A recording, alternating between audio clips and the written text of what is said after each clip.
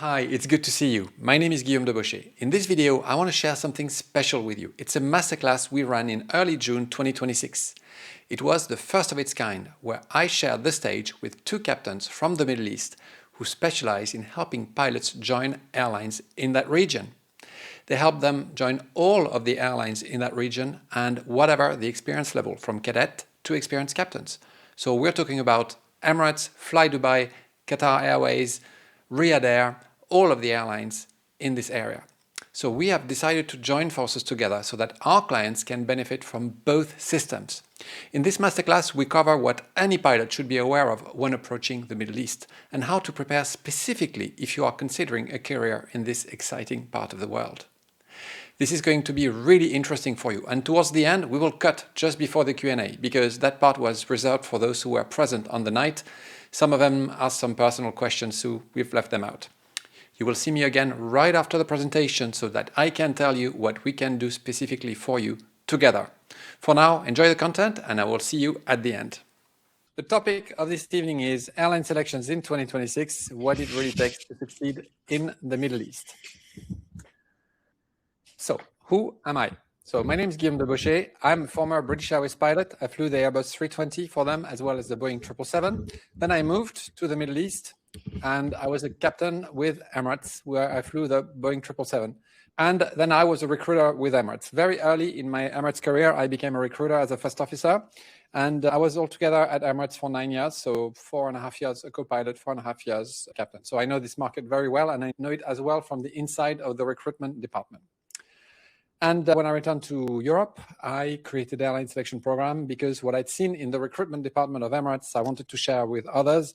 I found it sometimes really disheartening to see very good candidates actually stumble at some point at the interview. And then from then on, after what they said, we couldn't recruit them. Had they just seen things a bit differently, understood what we wanted a little bit better, their life would have changed. Because an airline selection is a big fork in your life. Whatever interview in your life is always a fork, but particularly this one, if you are a pilot, there is a life where you succeed and there is another life where you don't. So we are here to show you how to make it happen. And just so you know, my life, I don't think I go here and explain, no. My life wasn't made of only successes. Now, I succeeded. I was the first French pilot to succeed at British Airways with a European license. That was in 2005. I then passed the Etihad and the Emirates selections 1 week from each other. And then, of course, I passed the selection to become a recruiter, which was very difficult, that one. It was 6 of us got hired out of 120 candidates. I used each time the same principles as the one that got me into BA, but my life was made of a first very big failure that kind of defined me, really, which was that I wasn't successful at Air France. I made some mistakes, particularly one mistake, not understanding what the exercise was about, something that could have been completely avoided if I had only known what I'm going to tell you together with Diogo and Jose tonight. So if right now you're struggling, I know how you feel, because this failure cost me a lot of money, a lot of effort, a lot of emotional pain. From flight school to getting into BA, 2.5 years elapsed in my case. So it took some time and dedication. And you'll see that if you're in this phase right now, the mindset is as important as what you do, okay? So that was about me, and let's now move to Diogo. Good evening again, everyone. My name is Diogo Serpa Pinto. I'm 33 years old. I'm from Portugal, originally from Porto in the north of Portugal. And well, since 2010, I started this journey in aviation.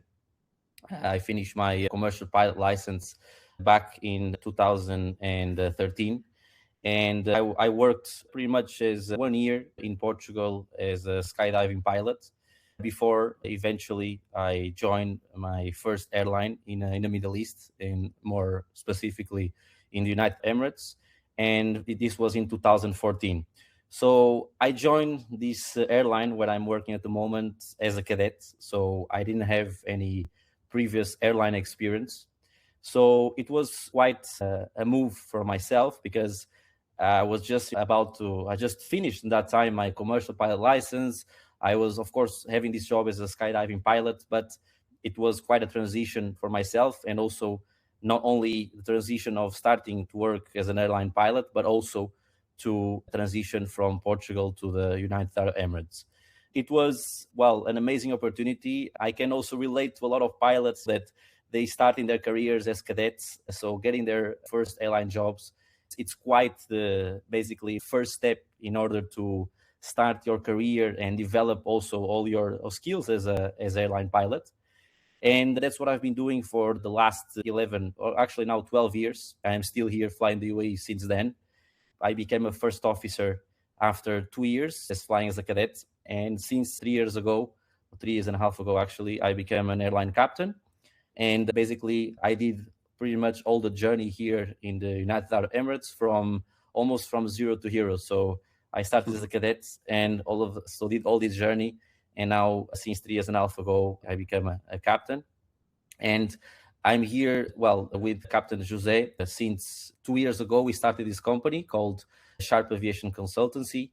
And basically, our mission here is to help all the pilots that they want to transition or they're looking to sometimes even find their first job. And here in the United Arab Emirates, in the Gulf in general, it's a market that is demanding a lot of pilots. Actually, the last few air shows have been saying so, like with the amount of orders the companies here are doing, it's massive.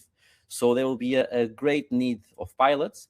So that's why we also started this company to Sharp Aviation Consultancy in order to guide the pilots through this journey, which sometimes can be difficult, but with the proper guidance, with the proper information, with the proper support, we help the pilots in order to, according to their needs, their requirements, their qualifications as well, to find the best opportunity for them and help them all the way from the moment of the application to the right position for them, all the way until getting the job, and also getting to know what it's like to live in the Gulf, to live in the Middle East, what kind of lifestyle you can expect, not only for yourself, but also for your family, for your wife. So we give all the support, not only technical, but also personal, let's say.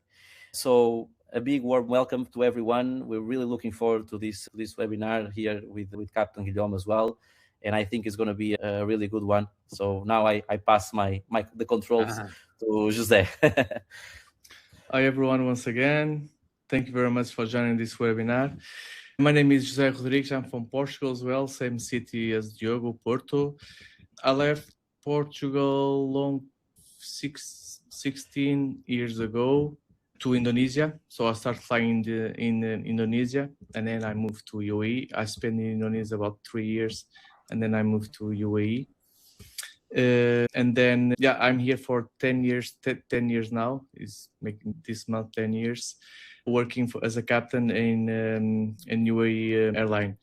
So Sharp Aviation is, as Diogo says, is a company we created 2 years ago.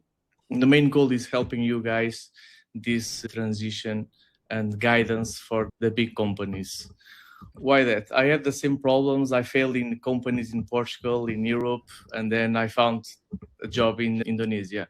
Why? Because no guidance, no help. I finished my CPL and then applied for the companies. I got called, and then I thought, because before, in my time, to join a school, we need to do psychometric tests as well. So I spent 1 day, psychometric test, I passed. So I went to Air Force actually to do the psychometric test. I passed, so okay, I can start my course. And then when I finished the CPL, I think it's all done. So I have the lesson, so I'm ready. So I went to companies, TAP, I failed, Portugal, I failed. So why I need to do all of these tests again? Because I already have the lessons. So, and then I realized we don't have any guidance, we don't have any help from outside. That's why one of the reasons we create this company. And together with the Captain Guillermo, I'm pretty sure you're gonna have the proper training and guidance to succeed in your future, guys. Thank you very much for joining this webinar. Okay, thank you, Diogo. Thank you, Jose. So now you know who's in front of you. Now this masterclass is for you. If you have a selection coming in the GCC, so a little bit of vocabulary. So GCC, Gulf, help me guys, Gulf. I don't remember what the second C is for now. Anyway, it means it's the Gulf states. Okay, so that's UAE, Oman, Saudi, and Kuwait, Qatar, and Bahrain, I guess. Yeah, it's Gulf Cooperation Council. Corporational council. That's it. I've got it. Yes. So it's the same as Middle East. When we say one, it means the same as the other. Okay. Of course, the most active one for most of you is going to be the UAE. Then there is, of course, Qatar, and then Saudi. Saudi is making the market very dynamic at the moment, and a lot of pilots are leaving airlines like Flydubai, like Emirates, because there are very good terms and conditions in Saudi because the country is opening, okay, quite a lot. So it's an exciting market on its own, as well as it's attracting a lot of expats.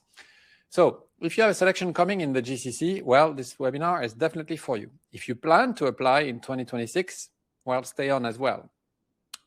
And if you have a lot of questions about the Middle East, we are here to help you, to answer you. Something that Diogo mentioned is that it's important when they have their clients, they will help them understand what life's going to be like. It's a big transition to change not just countries. As an airline pilot, it's fairly common for a European pilot to change countries, but to change continents, now you change everything. You're further away from your family. You change legal systems as well. Everything changes. If you are married now, things are a bit different when you're in the UAE, even if you come married. Things like that, about your investments, about your taxes, everything changes. It's important that someone takes you by the hand and explains you these things so that you don't discover them as you go. Primarily, this masterclass is for low timers and experienced pilots. But if you're a cadet, Diogo, he joined as a cadet, so they also serve cadets. We all also serve cadets, but we primarily will speak to the low timer and the experienced pilot. If you're a cadet and you have questions, ask them. We will serve you as well. Now, I invite you to locate on the interface that you have in front of you the chat button, which you can find, and you can ask questions in the chat. And there's a Q&A section as well where you can ask your questions. So I told you questions twice. So a little bit of housekeeping here. So the chat is for when we ask you questions, you can respond in the chat. We're going to do this in a minute. It's not for you to chat with each other. The reason is that we need you focused from now until the end, because we're going to give you a lot of information, and sometimes a slide will be spoken over quite quickly.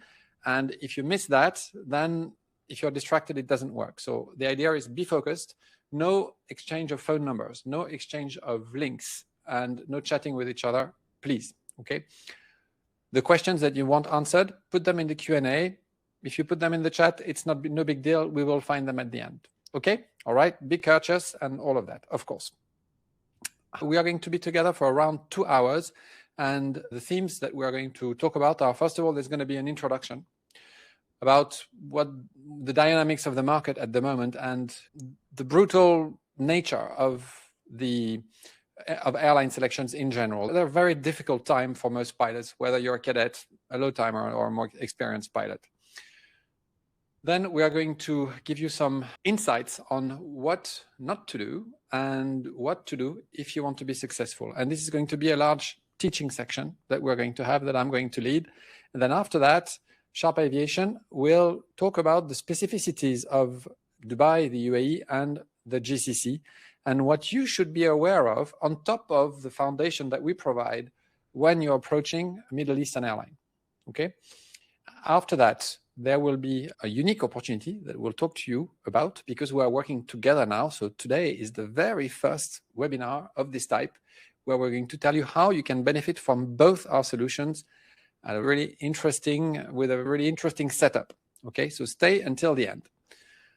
Very good. And then at the very end, you'll have the opportunity to ask your questions, and we will stay until they are answered. Good. So can you hear us well, please? Because I didn't ask this. Okay, someone saying no audio. Oh. I would just like to have a 5x5, please. Someone can hear me? Oof. Okay, thank you. All right, let's go. Let's get started. Okay, thank you, everybody. Good. So before we begin, we would like to know what your experience level is. So the idea is for you to answer the poll. I'm going to give you a poll. So if you don't know, it could be because maybe you just found out about this masterclass, but the idea is either you're a cadet, an ab initio, so you don't have a CPL yet, you don't have a commercial pilot's license, or you're a low timer, you do, but you haven't yet had your first airline job, or you are a more experienced pilot or captain, military, anything like that.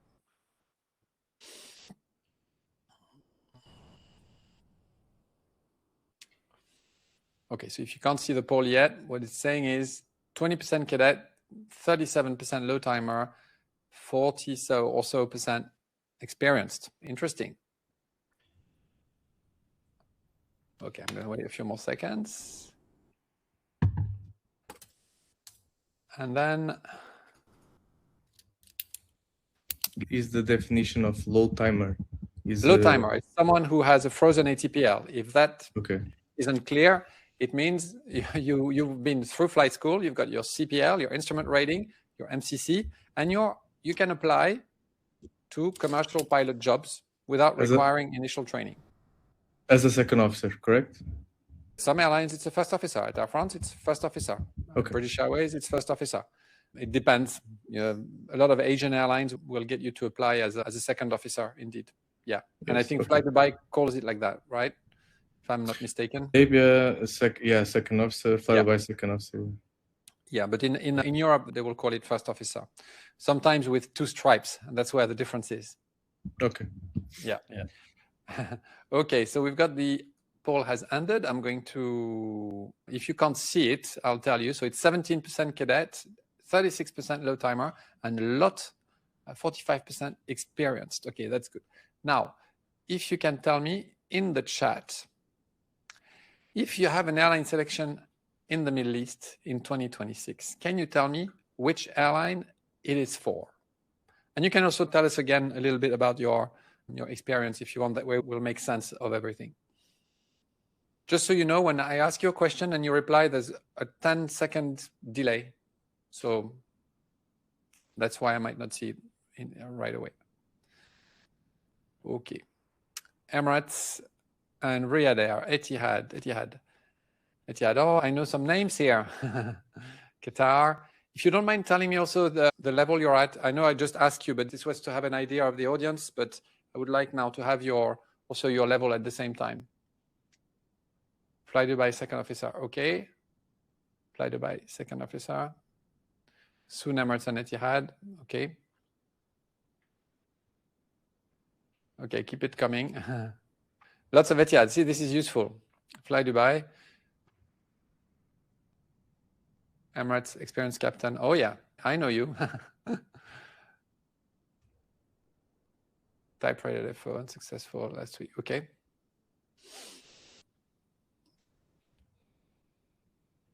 Okay, yeah.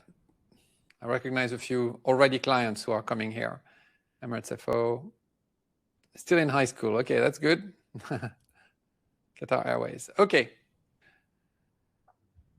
Very good. You can continue to write, Diogo and Jose, if you take a look at the chat still. I'm going to carry on with the presentation so we get started. Okay. Why tonight matters to you? Because too many talented pilots fail. And the reason is they don't prepare adequately. And there's nothing more disheartening to us professionals to see talented pilots fall right in front of the gate. Okay. And we are here to help you. So the 2026 landscape is that, of course, there is a lot of economic uncertainty. This has escaped no one.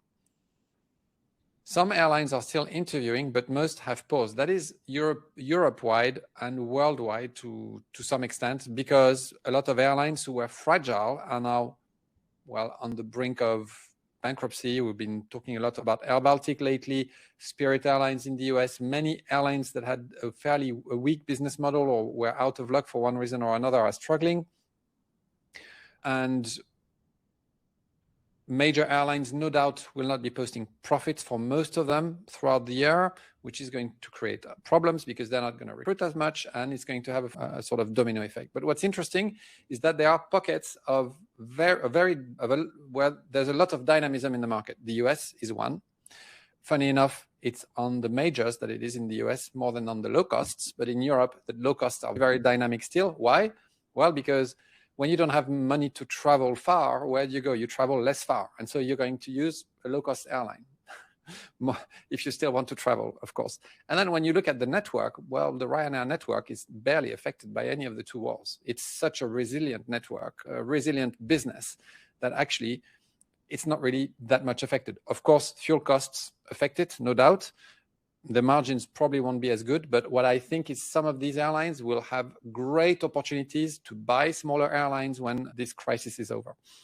Nevertheless, and they do hire, Ryanair is going to have a very big recruitment year this year.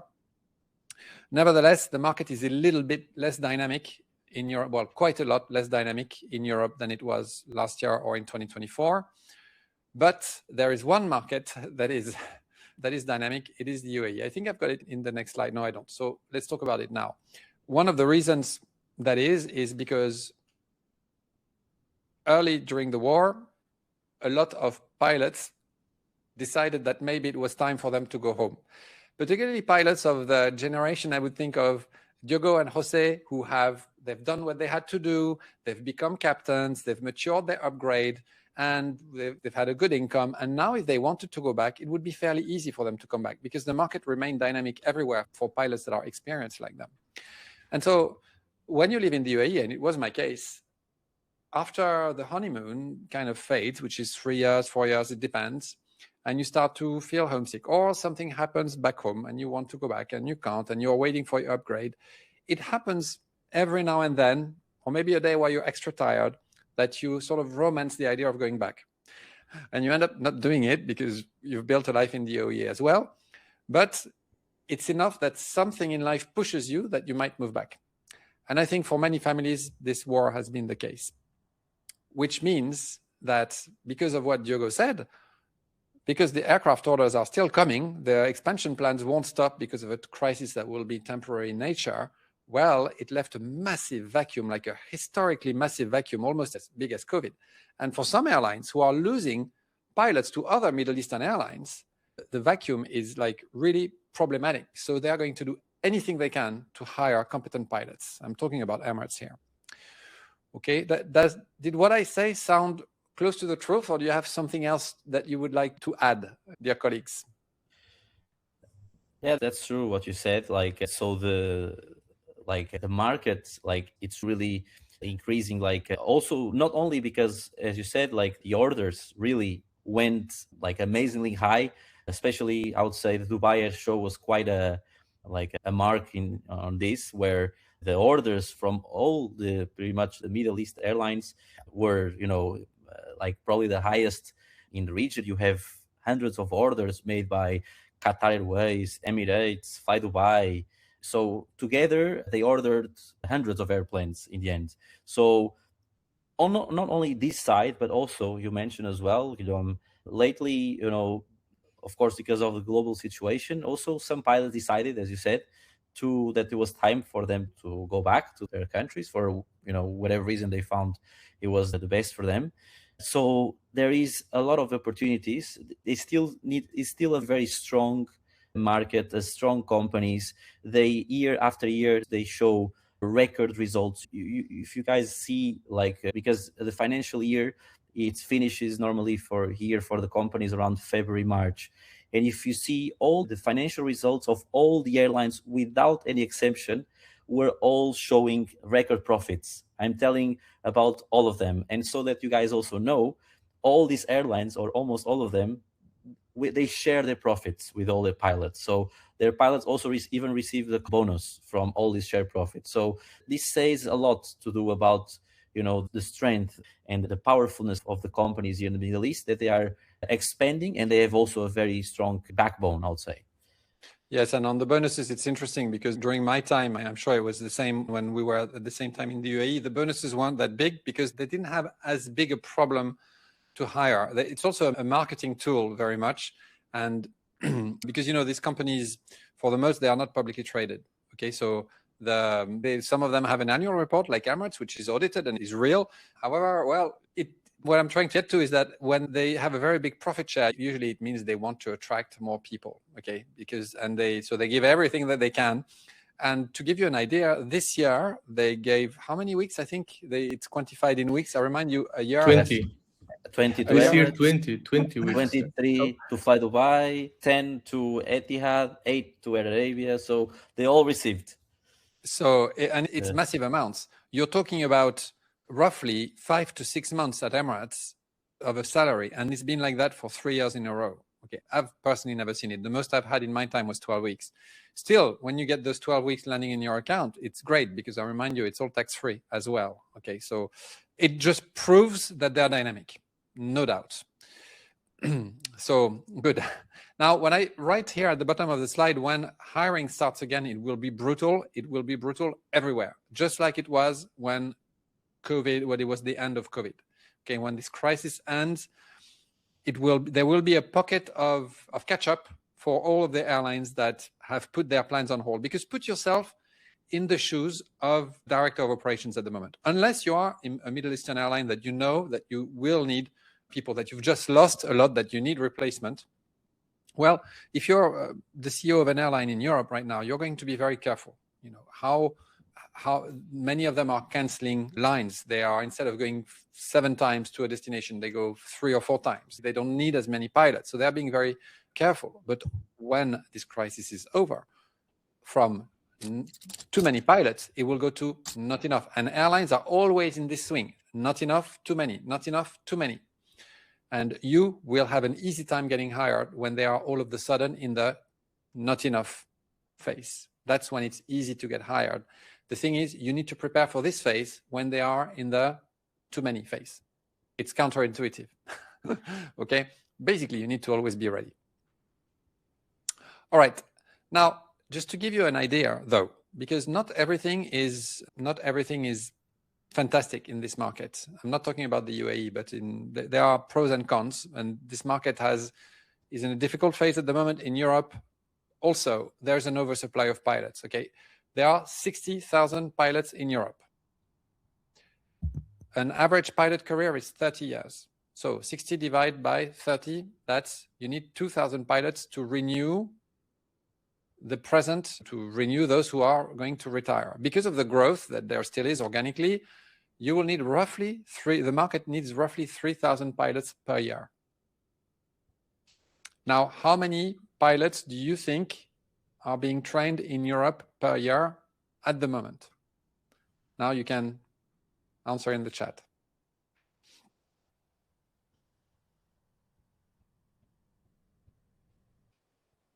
There's a bit of the delay. So 3,000 are needed. How many do you think are being sort of produced? He knows. He knows because he's been at a former masterclass. That's it. They all know. All right. Most of them know. All right. So, oh yeah, the slides were. Yeah. Okay. So anyway, it's 6,000 per year. So what does this mean? Okay. If you need 3 and there are 6 that are being produced, it means that 50% will never find a job.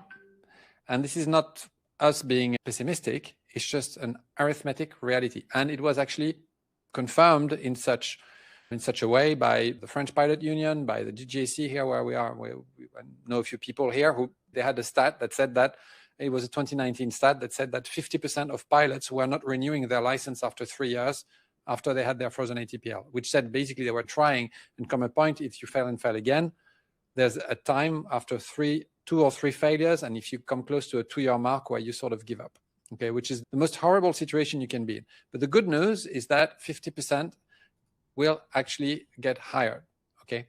So what this means for you is understand that there's a very big thing that's at play for you here, and that the difference between those who succeed and those who don't is not necessarily that they are brighter, better people, better pilots, in handling terms and what people imagine makes a better pilot.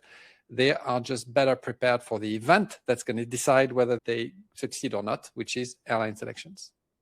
Okay, so there's something very big that plays at stake. There's at stake for you here. So the idea is to prepare now when it's quiet, relatively quiet, and the Middle East represents a unique opportunity for you to do so. Okay, and it's also a great place to start, because my experience of working in the Middle East is it's got its challenges, no doubt. I left, but I also enjoyed my time there. And what I enjoyed the most was the training. It made me the best I could be. I know that, and I owe them that, definitely. So if you're young, or even if you're less young and you want a challenge, you want to see everything there is to see, the Middle East will give you what no other area in the world can give you, no doubt. So it's exciting, very exciting in that respect. Okay, now let's talk about the different types of candidates. And if you've seen one of my masterclasses lately, well, you're going to probably see this again, but this is important because it's a matter of mindset. Succeeding is a matter of mindset. Of course, there is your skill, your ability to get through your psychometric tests, to be quick enough in certain exercises that they ask you, that you then have good emotional intelligence so that you're a well-rounded person. But a lot of it is also about mindset. And particularly in a period like this, where many of you will have to do like I did 20 years ago, which is wait. It's very difficult on you to have to wait like this and maybe to fail. It's the mindset of always being ready, always going the extra mile, doing everything you can is what will get you through the other end. And there are different types of candidates with this. You will have candidates who are just getting started. Okay, so they're getting started, they're dabbling, so to say, and they're trying to find information. Maybe you are in this category and that's perfectly fine. Then there are those who are looking for the easy way in what they do. And a lot of people who succeed can be like that.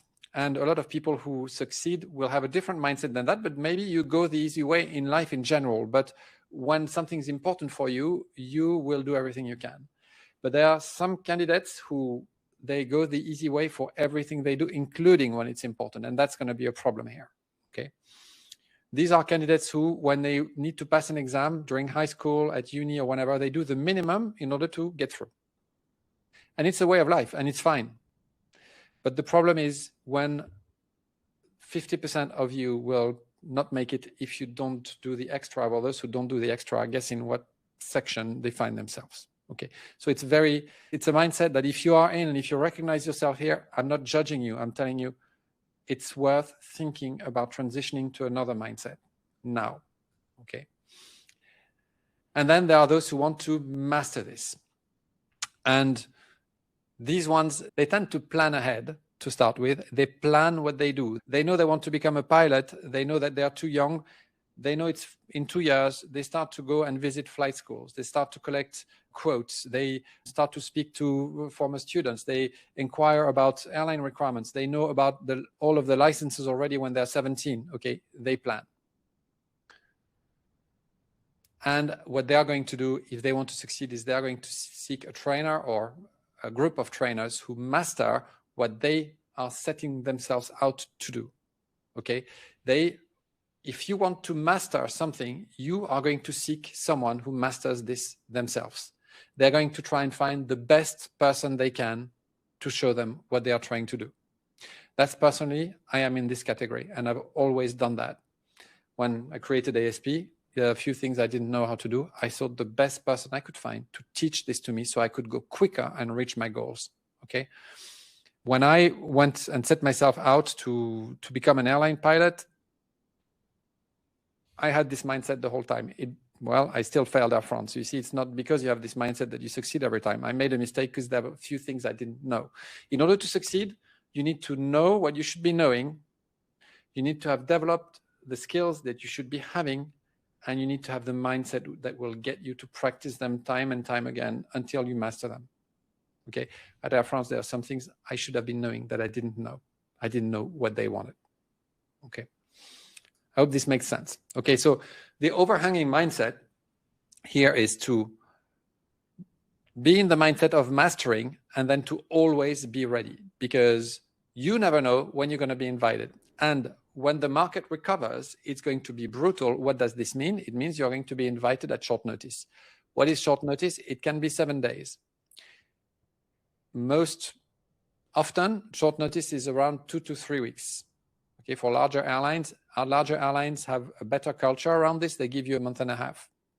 But smaller airlines, or low-cost airlines, they don't care. And if you would tell a recruitment manager, well, listen, I need to prepare myself, the answer, they'll say, oh my God, my friend, you've had months. How can you not be ready? Okay, so they expect you to be ready. It is your duty to be ready. okay? And train with the best. People that you know and you can evidence, you can see by the way they speak, by what they've done, by, in our case, our YouTube channel and how much there is, that they know and they master what they're about to teach you. Because nothing worse than getting into a course and then discovering that actually the person in front of the screen doesn't know what they're talking about. Okay, so second part here. So common reasons why pilots will fail their interviews. Okay, there are 4 typical mistakes that we're going to cover today. So if you've seen my masterclasses, or maybe you're already a client of Advanced Interview Course, you know this already, of course, but it's always good to repeat the basics. So leading with your shortcomings.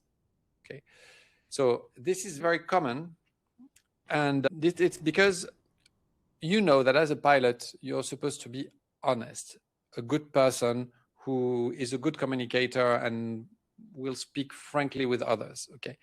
And a lot of you will kind of want to get their shortcomings out of the way. And so you think that, okay, well, if I mention them right at the beginning, they know that I'm real, that I'm not faking, that I'm honest.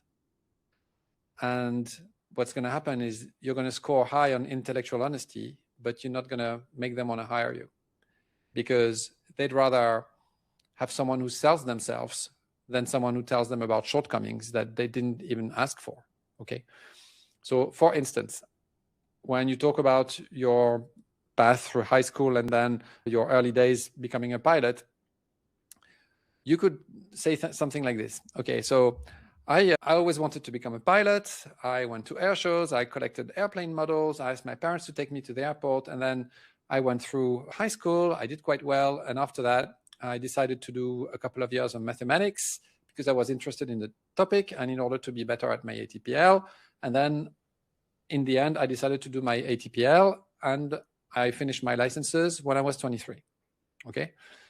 Another version of that could be when I was at high school, I wasn't quite sure what I wanted to do and I wasn't very good at maths. So in the end, I hesitated between maths and business and I went for business. Okay. And that was fine. And then after that, I had a shot at the Air Force and it didn't work out. So I tried a second time and it didn't work out either. I don't really know why. And so that quite affected me. And so I went and studied maths. Okay, and you see how the first candidate is a lot more convincing than the second one, but it's the same candidate. Okay, so don't lead with your shortcomings. You can talk about your shortcomings only if you're asked about shortcomings, and these you will have prepared. Okay, so the rule is never volunteer shortcomings unless you are being directly asked, and then you are not going to lie, but you are going to prepare them so that you know what you can say and you have prepared what you can say about yourself that's negative. And the reality is nothing will ever be negative. You will mention something on which you've been working for a while, so you have a lot of positive to say. Okay, see how that is? Or something like, I went abroad because my English was poor. Better to say, I went abroad because I was excited to discover a new culture. Better, right? But I hear this one about, I went abroad because my English was poor. My question as a recruiter is, so you were 18 and your English was poor. So when was it that you decided to become an airline pilot? Oh, when I was 16. So in your mind at that time, did airline pilots travel a lot? Did you think English was important? Oh, yes, I knew that. So why was your English poor? You see how you could very quickly end up on the defensive, okay? So don't give them something that they haven't asked and that they could use against you. If you tell me you failed the Air Force twice, I'm going like, do I really want this person actually? Okay, so maybe you're still going to get through, but there's nothing justifies bringing this sort of argument. Okay, or I hear this a lot. I took a gap year to travel the world because I was immature at the time. Why say that? Okay, talk about discovering cultures. You've always been mature. Don't say you are immature, you were immature. Okay, hope this makes sense. Good. Mistake number 2, not answering the question. So it's a stressful time, the interview, no doubt. And so a question I get a lot is, I don't want to prepare too much because I will sound rehearsed. The reality is if you don't, you will sound rehearsed if you've not prepared enough. Someone who sounds rehearsed is someone who's prepared 6 out of 10. If you prepare 10 out of 10, you know your topic so well that it's become part of you and you are now natural about it. Okay. But if you've prepared like 5, 6, 7 out of 10, what happens is questions will sort of derail you a bit, throw you in the ropes. You will have doubts. You won't know what answer you should give. And so you are going to be in overdrive mentally.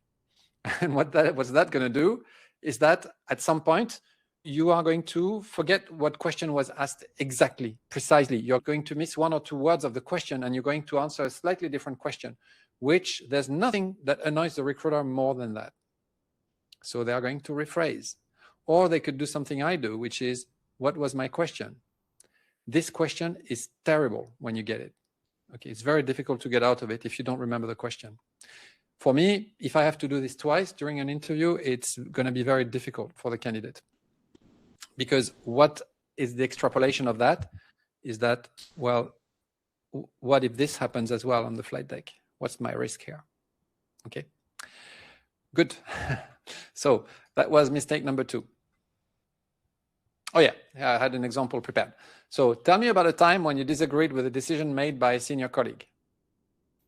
And then the candidate answers, I always try to maintain a good relationship with my colleagues. Okay. So he's answering about relationships. I'm asking about a disagreement. Okay. This is about leadership. This one's more about teamwork. Although they are the same competency in theory, I'm asking it from a different angle. So what I wanted here is, oh yeah, it was in 2022. I was in Dubai. We were going to Bahrain on a short flight, and I had a captain who was difficult. I could feel it from the briefing room. So I tried to be extra nice with him, and come a point, we had to decide on fuel, and this is what happened. Okay, that's what I want. Okay.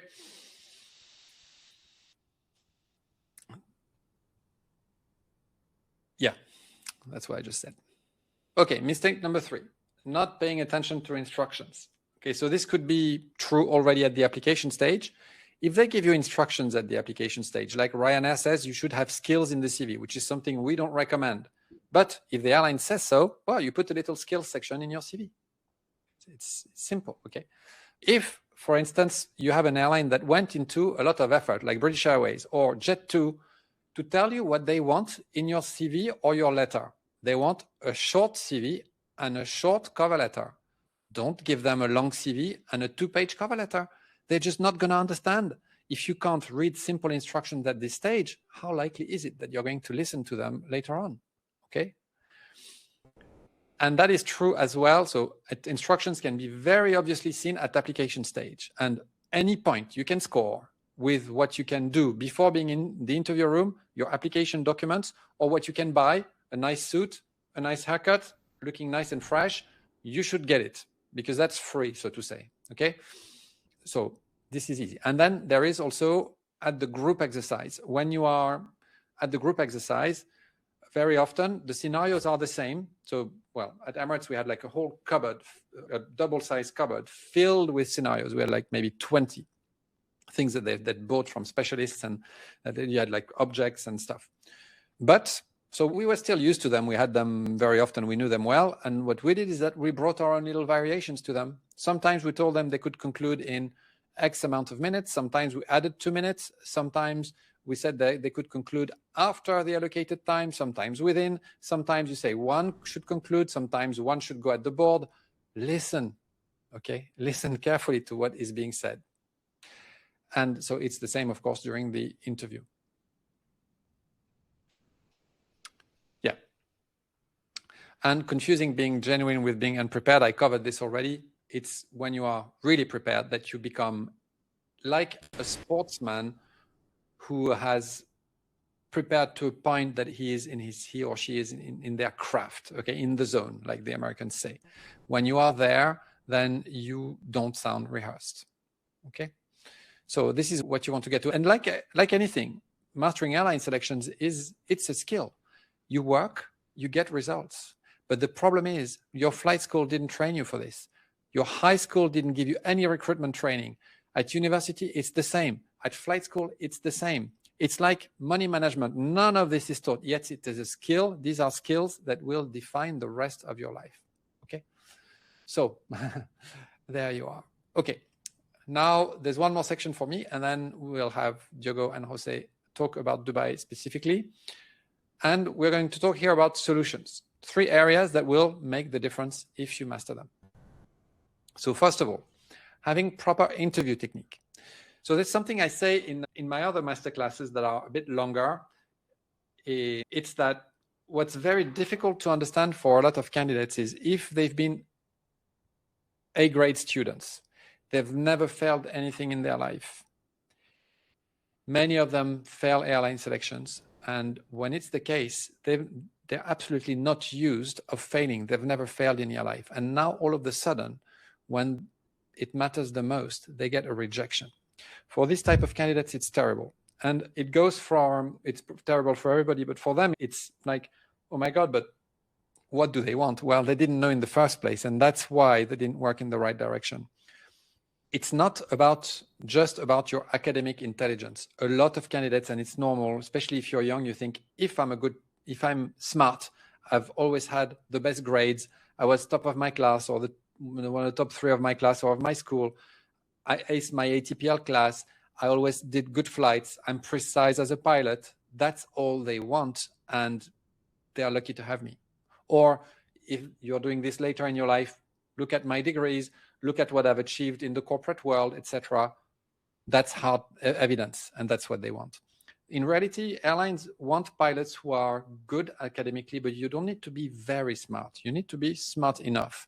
You don't need to do complex calculations as a pilot, but you need to be smart enough. No doubt, they don't want people who can't think. But what they want is pilots who are emotionally intelligent as well. And again, just like recruitment skills, this is not taught at high school, university, or flight school. This is about reading the other person that you're working with. They're reading their emotions, being able to interact with them in an optimal way, whatever the person that you are with, being able to communicate in the most optimal way. Okay, so airlines are looking for this combination of someone who is smart, but also emotionally smart, someone who is also humble, meaning someone who's not moody, who's not opinionated, who's not difficult to manage, and someone who basically is smart, emotionally smart, and very mature. Okay, that's what they want. So you need to give it to them. And now on top of that, you need to develop. So if you don't have the emotional intelligence yet, or if you don't have words to talk about it, you need to develop that. And then you need to develop the interview technique. It's like developing the emotional intelligence is like going in the gym, developing your muscles in a sense, and having the interview technique, it's practicing the skill. Okay.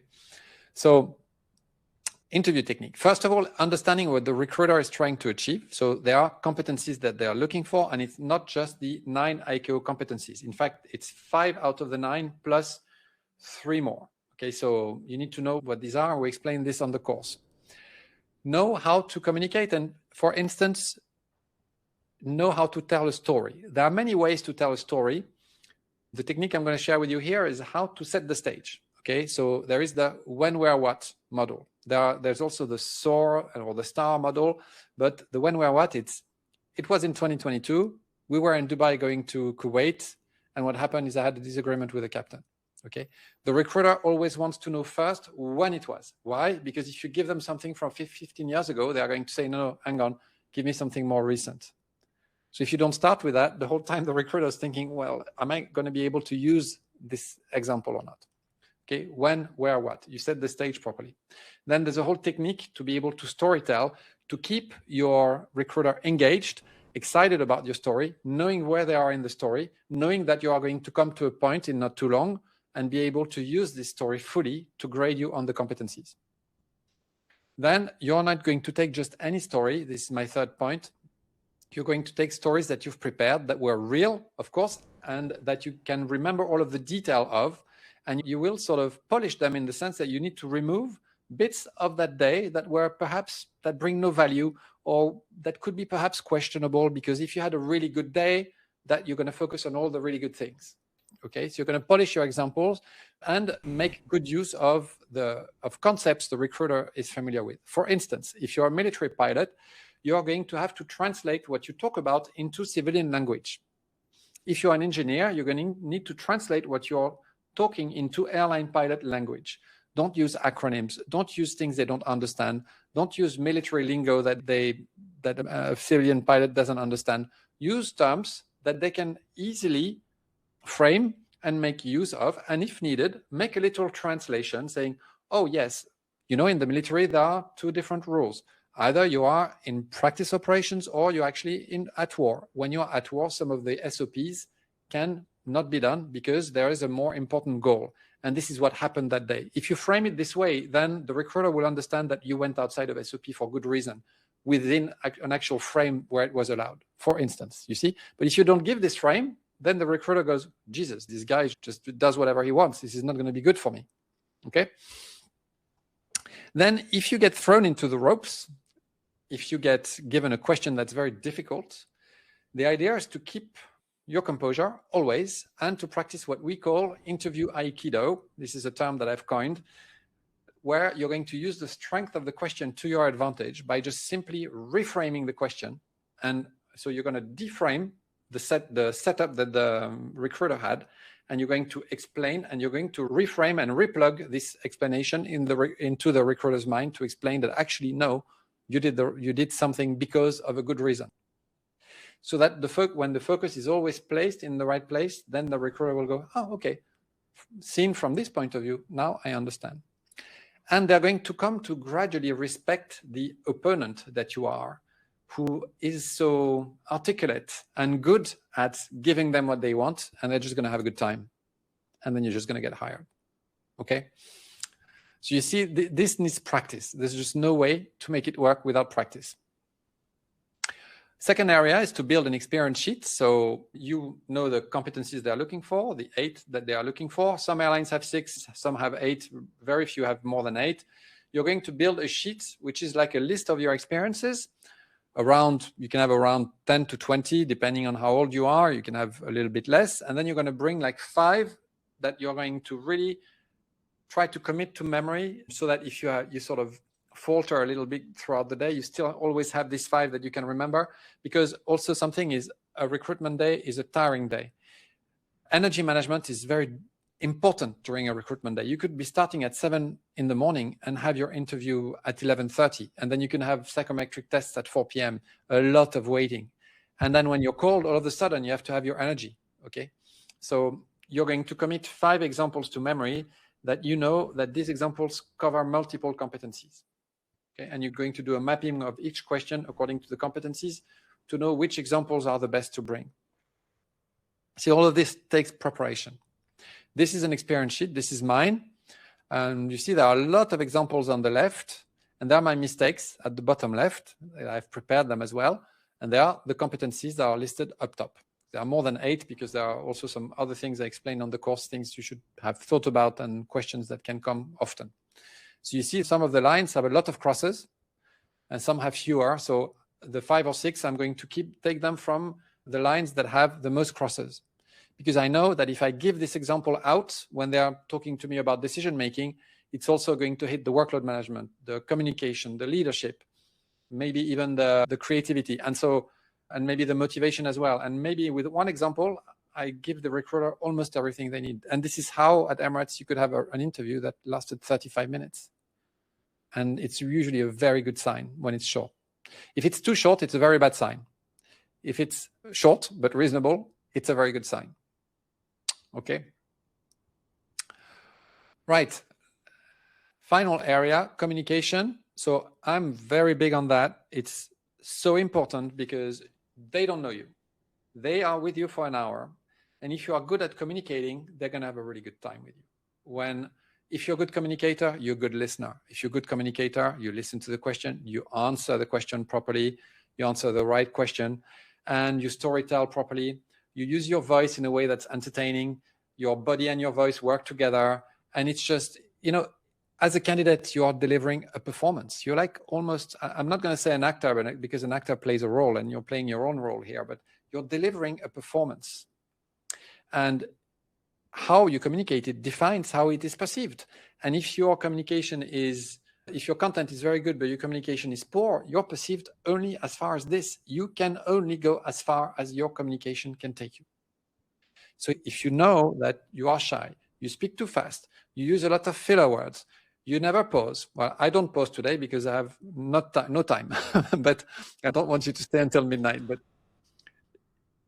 in normal circumstances, I pause. I try and vary my speech. I will slow down when I need you to pay attention. All of these things are so easy once you understand them, and they give you so much more authority that by practicing them, you will see a very big difference in your selection performance as well as in your private life. Okay, this is what I was telling you about how far you can go in accordance to your communication. And this is what poor communication looks like. If you speak too fast and nobody can understand what you said, it's not going to work. It's going to be very difficult at the group exercise. Okay. Instead of that, you want to pace, you want to slow down, and sometimes you can speed up when it's less important. Okay. Volume is the same. If you have low volume, you're going to need to practice speaking louder.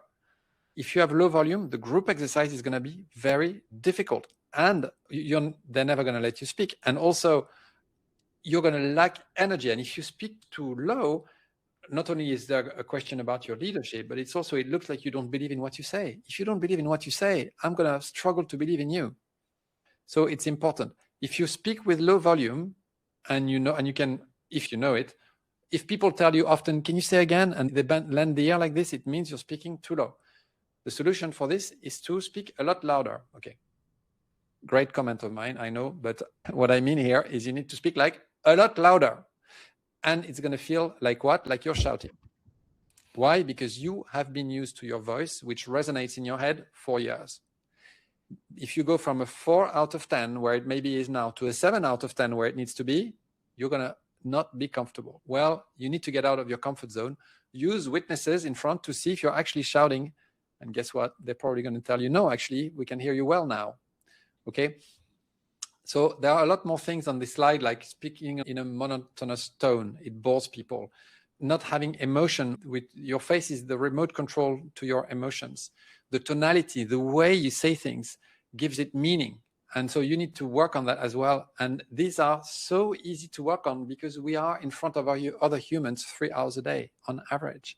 You can practice it at the cash register when you buy something. You can practice it with your friends. And you'll see you get results incredibly fast. Okay, so the rest I've discussed already. And so I think you've gotten the idea how important this all is. I hope you've enjoyed this presentation so far. I've gone fast because I want my friends to have enough time to talk, because I know that you are actually here a bit for me and a lot for them. So guys, over to you. Tell me if you need me to move the slides along, okay? No worries. Thank you so much, Guillaume. Really enlightening presentation you did, and quite comprehensive of the interview techniques, communication styles. I think it was really nice to hear it from you, and someone that already has a lot of experience in the airline world. So it was very nice to hear. Well, guys, Sharp Aviation Consultancy, as we say here, in collaboration with ASP, Airline Selection Programme, with Guillaume, we are here basically tailoring and specializing the service of ASP specifically for the Gulf aviation markets. Me and Jose, we've been here for the last 12 years, so we have acquired quite extensive knowledge. We are currently working here in this market. So with this experience and knowledge we've been acquiring over the last 12 years, we believe that we wanted the pilots, when they join the market here, to be informed and to know what they can expect, how they can be prepared, and how can they be showing the confidence. Just like Guillaume was explaining during his presentation, we want to use all these resources he just mentioned, but applying specifically on what the Gulf airlines normally ask for the pilots. So this will be our role here, to tailor this knowledge that is being used on the interviews specifically for the Gulf market. We, of course, have a disclaimer to make, and I'll give it to Jose also to talk a little bit about it, which is something important that we wanted to clarify also from the beginning. Guys, so just to let you know, Sharp Aviation, we don't have any contact or any affiliation or any collaboration with any company in GCC Airlines. Okay, our training is based on experience, feedbacks. Okay, and so to make sure, because we have a lot of guys contact us to clarify these connections with companies. We don't have any connections. It's all based on experience and feedbacks. Okay, guys. So it's no connection in any company as a first officer, second officers, or captains. Okay. You can continue, Diogo. Thank you so much, Jose. So we'll start to understand what is the typical GCC airline selection process. Just to clarify, as I mentioned in the beginning, GCC stands for Gulf Cooperation Council, and this entails all the countries that belong basically here to the Council of the Gulf, and this goes from Oman to UAE, Saudi, so Iraq, Iran, also in Jordan. So it's basically all the countries here. They have, of course, each one has their own way of doing, or they tailor, of course, in terms of the selection process, the requirements that they will need for their selection process. But it's very much similar here to all the airlines, the typical profile. And how does it start? So normally you'll have, after they receive your application, the airlines here, they go to a CV screening. So they receive your CVs, and it's very important what Guillaume already mentioned before, and I believe he also has something to mention about the CV later on as well. It's very important, the CV, to be tailored to the airlines here. What I mean by this, I mean that it's important that you do a CV that it's not like all the rest. And we've seen a lot of CVs, and a lot of times, like, as a lot of pages, he has a lot of information that pretty much I'm not saying it's bad information. No, it's just like it's not appropriate for the job you are applying for, because there is very specific information that normally the airlines are looking for, and it's only specific information to that job post that you are applying for. So there's no need to mention, all your experiences, like work experience outside of the aviation field, and doing big texts about it. Just being concise, being informative about what you did, and specifically for aviation, mention where you worked, how many hours you have, a little presentation about yourself. Also, something which is really important, guys, and we've seen this happening a lot of times, please put a picture also on your CV. That's very important. I've seen a lot of CVs without even a picture, and this is very important. Of course, it needs to be a professional picture on your pilot uniform or with a suit, for example, but it's very important because the recruiter and the company needs to know who you are, and also your basic details as your name, your date of birth, your nationality, so they can start with your CV to create a picture of you. So this is the first step of the application process. Yes? May I add something? Yes. Of course, please.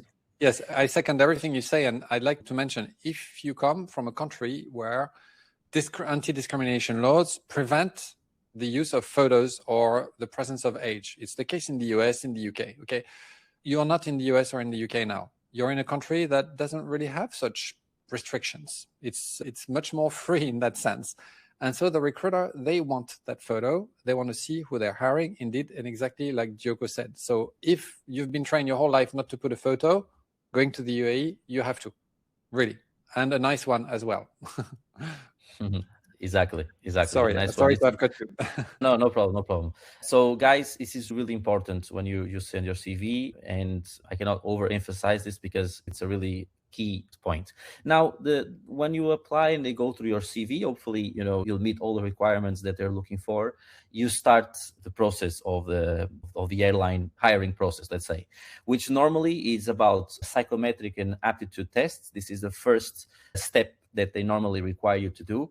This can be done in-house. So when you go for your interview, they might ask you during the day, like Guillaume mentioned before, at some point during the day on the airline campus, for example, you'll do the psychometric aptitude test, or other airlines prefer here to send you online, let you do online. And what they will do with this, they will basically create an image, a profile, so that when you go for the next step, which is the HR and technical interview, and specifically the HR interviewer, they already built the picture view based on your aptitude test and psychometric tests. So this can be done in the two ways, but this is normally what entails. So first the psychometric and aptitude test, then you'll go for HR and technical interview.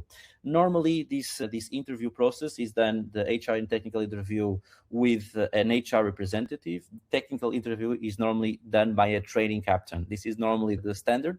Can be, maybe from technical interview also a technical pilot, or basically an interviewer pilot that sometimes can be a captain, a first officer, depends on the company and their policies. But normally tends to be a pilot with some experience that knows the company very well, that was actually hired by that company itself to be part of the recruitment team. And they will be asked questions between a mix between HR questions and technical questions. Normally it starts with the HR, and it's very important what Guillaume also mentioned before. Guys, just, I know it's a very tense day. It's a long day, and you can be there from 7 in the morning and your interview being 3 or 4 hours later.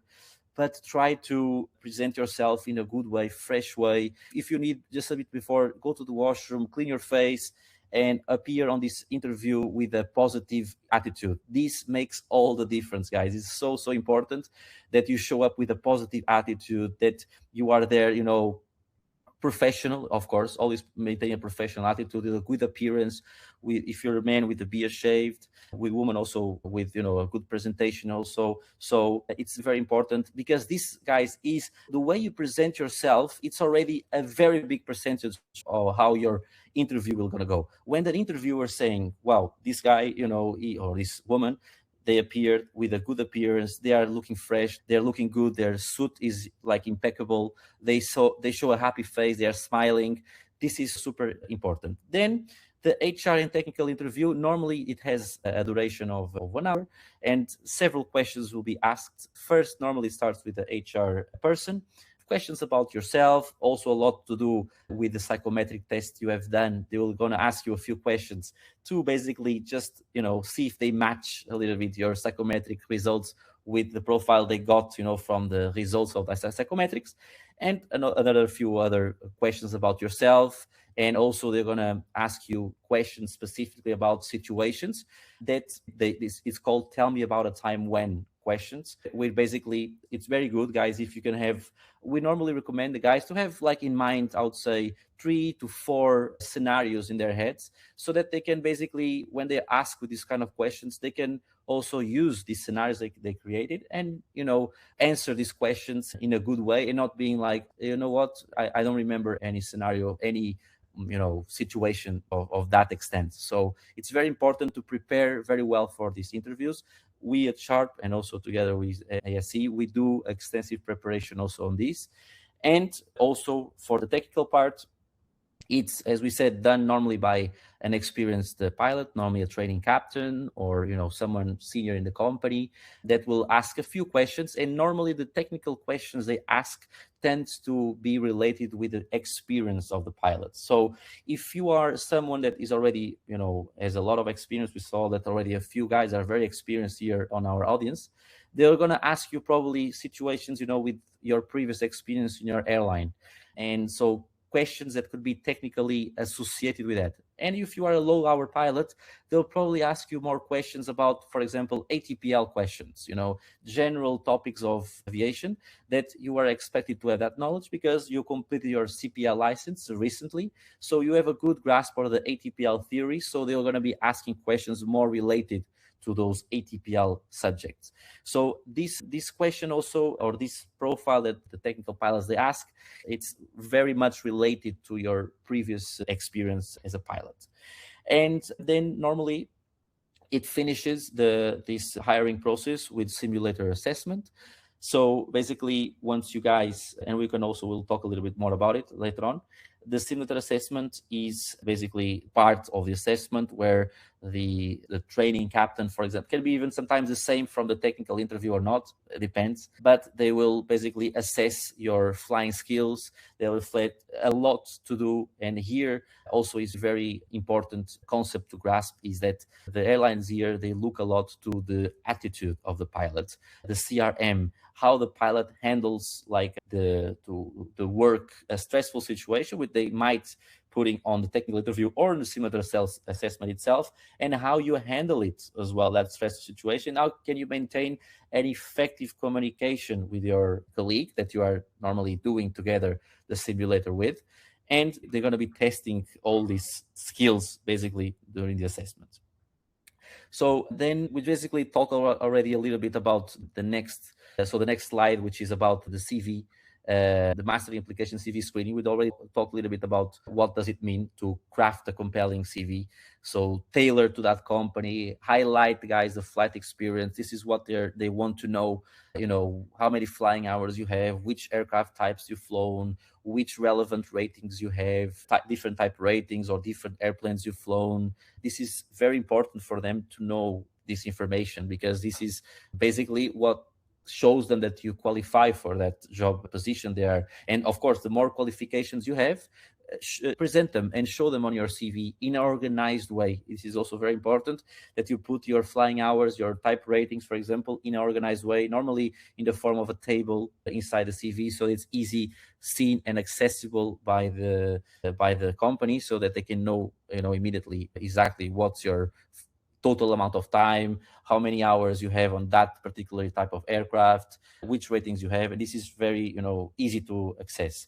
Of course, you can demonstrate also some safety culture, you know, like you can, of course, and you should, in my opinion, also mention that, for example, you belong, let's say, to the safety department on your previous company, that you have, for example, attended a CRM course related to aviation, of course, you know, things that will emphasize, let's say, your CV compared with other colleagues. This will only show good things from your side. It will also, this will basically add points for you. And, you know, the more highlights experiences you can put on your CV, of course, again, related with aviation, the better, in an organized way. This is also very important to emphasize. And guys, also something super, super important, make one page. Don't make 2, 3, 4. We see CVs of 4 pages. Please don't do it. I understand that sometimes some of you guys have a lot of experience, but try to tailor this CV to 1 page only, because that's what they want to see. With 1 page, I can, you know, tailor exactly what I need to know about these candidates, and not like a lot of pages, because they get, imagine the interviewers and the assessors, they have hundreds probably of candidates to check their, you know, CVs, and they don't want to go every candidate like 2, 3 pages, just one page, organized in a neat way, organized way, with a picture, with your information also about yourself, without your experience, you know, tailor that CV to that airline, and that's perfect. That should be more than enough to complete this first stage that we mentioned. Then the next one, psychometric inaptitude test that we mentioned. This is the kind of test normally that the airlines will assess you on. Different airlines here in this region, they use different softwares, let's say, or different companies they work with in order to perform these psychometric inaptitude tests. But normally they tend to test these skills or aptitudes: verbal reasoning, numerical reasoning, spatial awareness. So basically, what we normally advise the pilots is that they find online, and there's a few of tools that you can find online in order to practice, because we always believe that practice makes perfect. And the more time you guys spend, you know, practicing psychometric tests, try to be platforms that are related with aviation, because this is going to be a bit more tailored to aviation specific tests and tailored to aviation itself, and not like other. Of course, other platforms, they can use the techniques in order to answer these tests, but if they are tailored to aviation, the better, because you're going to be more used to when the time comes for you to do your own. So you have also these ones that they tend to be also very common that we put here on the side: memory, attention, personality profile, and the compass test, the coordination test, which is an infamous test for some people. Normally involves like coordination, and normally they have given a specific time for you to complete, and you need to react quite fast. So again, what we can recommend for this is to practice, because that's going to be the only way that you can basically perform well on this kind of tests. Then the next one, it's going to be the HR and technical interview. I'm going to just give a few notes about HR interview, then I'll let also Jose speak. For the HR interview, as I was saying before, this is the time that we have to talk a little bit ourselves in a positive way, in a good light to the person. And as before, Guillaume was saying, it's so nice, like when you come with a nice attitude, positive, also, sometimes engaging with the interviewers, because they don't want like someone that is super stressed and then like is giving like a short answers to all the questions they ask. They want you to be, almost like tend to think as if it was almost your podcast, that you are talking a little bit about yourself, you are comfortable about the topics they are presented to you. You give also answers that are not super long but also not super short, like maybe 1 to 2 minutes long. It's more than enough. Of course, depends on what they ask. If this is a technical question that Jose will talk about straight to answer, of course, give a straight answer. But HR questions, they tend to be an opportunity, a very good opportunity actually, to present yourself in the best light possible with good stories, showing that you are a professional, that you are something that because I cannot emphasize this enough.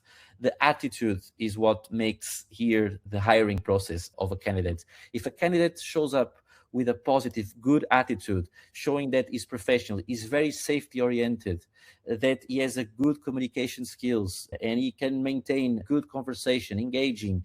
This makes the interviewer know that, this person shows that, like, later on when he flies one of our aircraft, he or she will be someone that we can trust, that even or despite a challenging situation appears along the way, he or she will be able to manage, because they shown to have the personal and interpersonal skills to manage the situation. So this is very important. The HR interviews, expect the HR interviews to be based on your profile, and also a lot that they also like to ask, tell me about a time when, kind of questions.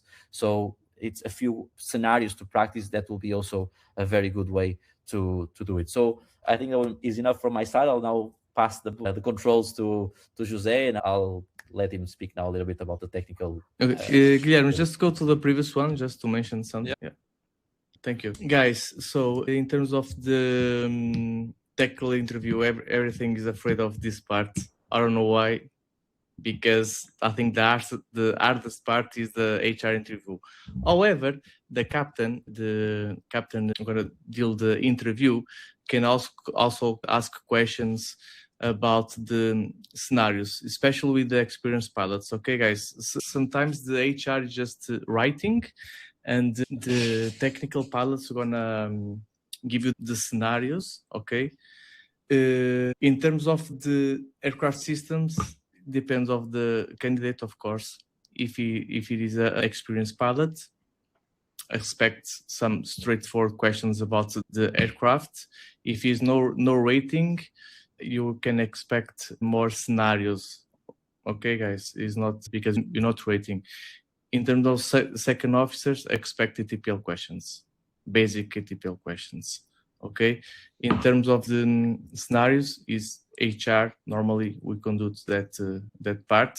Don't try to, if you don't know, you say I don't know. Don't try to create crazy things. Don't go for that side, because they can detect straight away if you're lying or if you're trying to avoid the question. Okay, guys, move forward. Mastering the simulator assessment.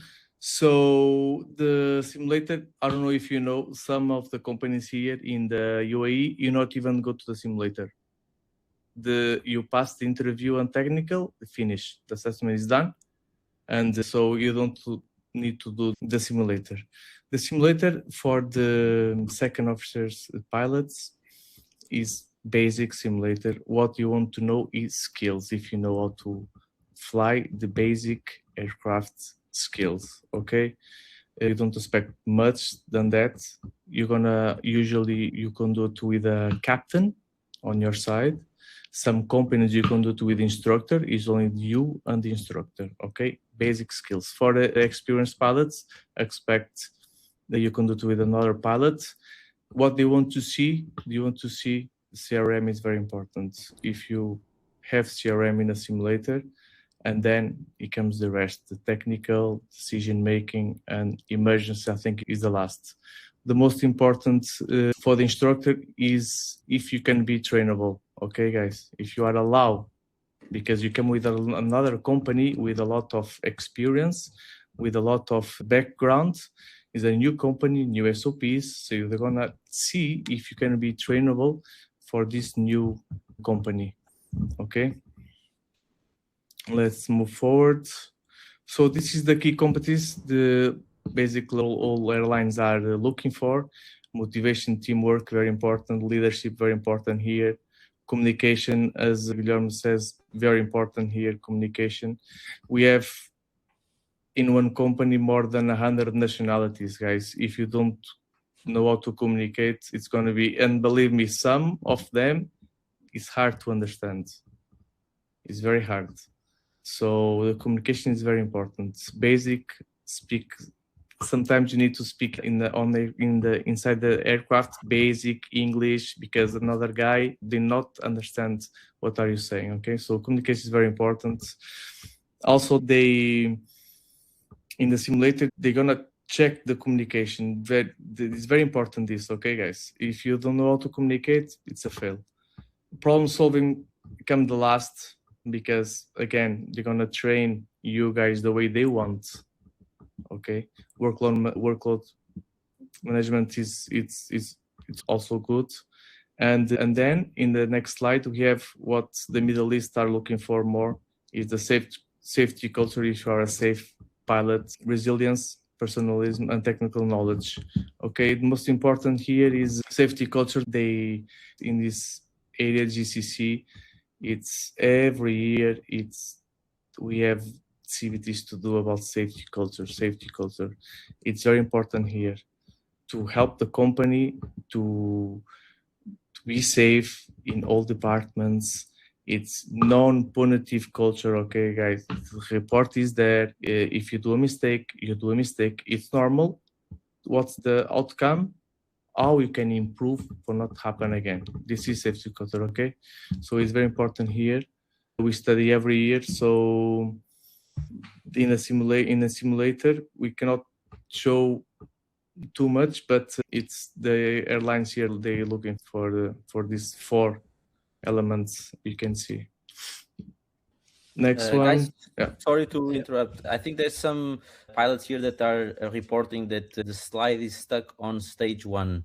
I don't know if, because I was also trying to move forward. Let me see if I can also, like they say, on stage 1.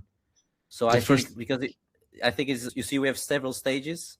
Can you guys tell me if you can see different, because I was also moving the slides forward.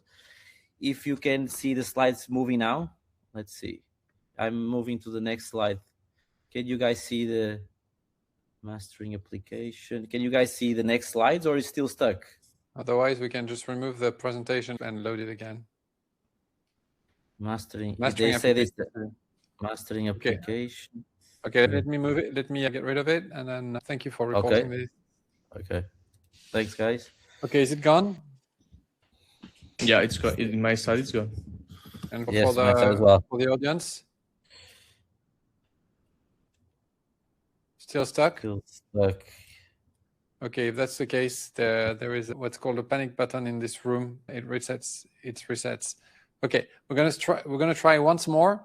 If not, we have to hit the panic button, which means we'll all be logged out and we'll have to log back in using your link. Okay, so let's try once more to get the slides. Okay. Can you see them or not?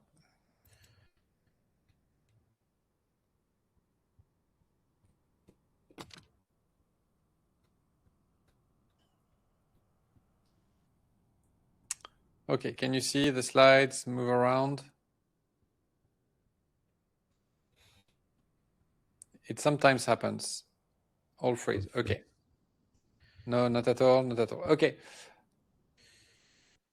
Even our faces are not moving. Okay, don't worry. So panic button. So you need to locate the link, okay, that you were given, and we're all going to log back in. See you. So there's 78 of you at the moment.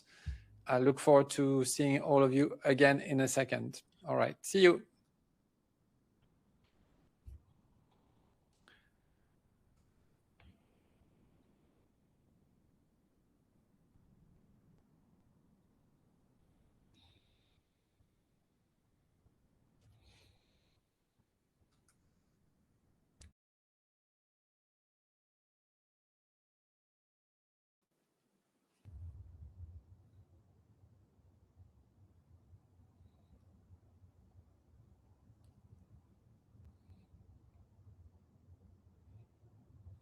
Okay, we're back.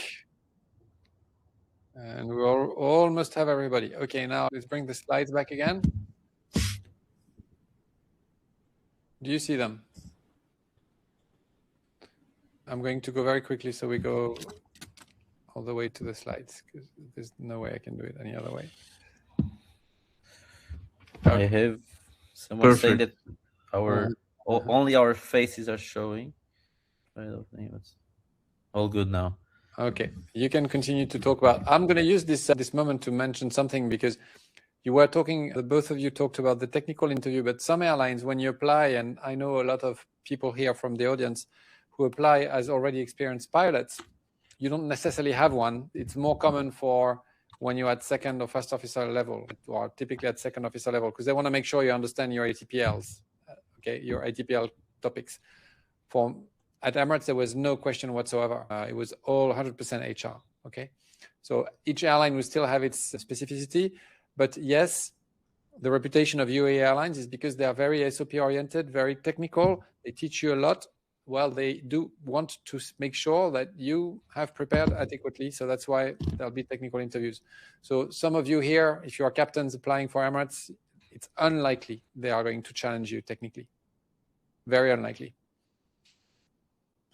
Okay. Yeah, Emirates they don't ask anything. Flydubai, they ask a few questions, but nothing difficult. I mean, it's simple questions. Arabia as well, Etihad as well. So it's more scenarios. Actually, some companies much more scenarios. What you do in this case, what you do in that case. So it's like hybrid scenarios. They put you into a hypothetical scenario. Yes. Yeah. Exactly. Yeah. Yeah. Exactly. Yeah, because I believe they use the scenarios, and with just one scenario, just a little bit what you were having there, Guillaume, on your slide, they can already tick a lot of boxes, about, okay, can this pilot show, leadership and teamwork? Can he show communication skills? Can he show workload management? Can he show knowledge? So with only like a few scenarios, they can already assess a lot of stuff, which for them also kind of makes the whole process easier in order to recruit a pilot. Like it's no need to, waste a lot of time, a lot of resources, a lot of money, essentially. And they already can have the scenarios already played out and test a lot of stuff, which gives them, of course, these companies are hiring for a lot of years now. So they've, I believe they follow several models, and they now adapt it to the model, which is proven to be the most effective for them. So they're going to use that one, and, the hiring process now is based on that specific model that they implemented. So I think for some, like I said, sometimes, and I think because in my days, when I left recruitment, we were hiring a few direct entry captains, so it just had started. It came and went. During most of my time, it was mostly first officers. But I think for captains, they did have some scenario-based, where they would tell them, like, okay, you're pushing back you get an APU gen failure on engine start. Okay, what do you do? Something like that, okay?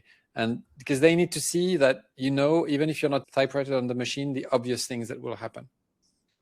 These obvious questions. Yes, exactly. Yeah, this sort of question. Then they go, okay, and now what do you do? Say they want you to stop the plane. They want you to, do all of these things in sequence, and then to see what you will do with the passengers, how you will do. Will you try? Did you manage to start in the end? Are you going to go back to the gate? What considerations? This these are typical what we used to have when we became captains at Emirates. What was at the upgrade interview, it was called. It was an internal interview, and we would practice for nearly 6 months at each other's house to practice all of these scenarios that you could have.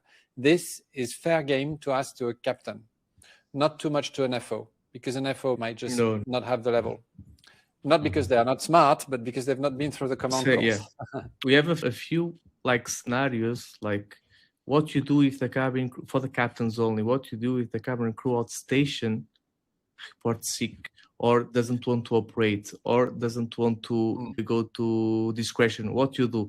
This is for captains. And this is the question a lot of guys fail. Yeah. Because it's not because they answer wrong, it's CRM. A lot of guys, they don't show leadership on this question. I see. Good. Yeah, exactly. Okay, let's move on because we still have a lot of slides to go through. Yes, sure. So basically, guys, we just wanted to finish our. I'm just gonna move forward here, and we just wanted to finish here with the common mistakes, to avoid, guys. So with the application, so we already talked about the CV presentation. Poor time management, this is also a big one, guys. Organize very well. The time management, we're not mentioning in the day itself. It starts much before. It starts for you arriving at even at the place of the interview early.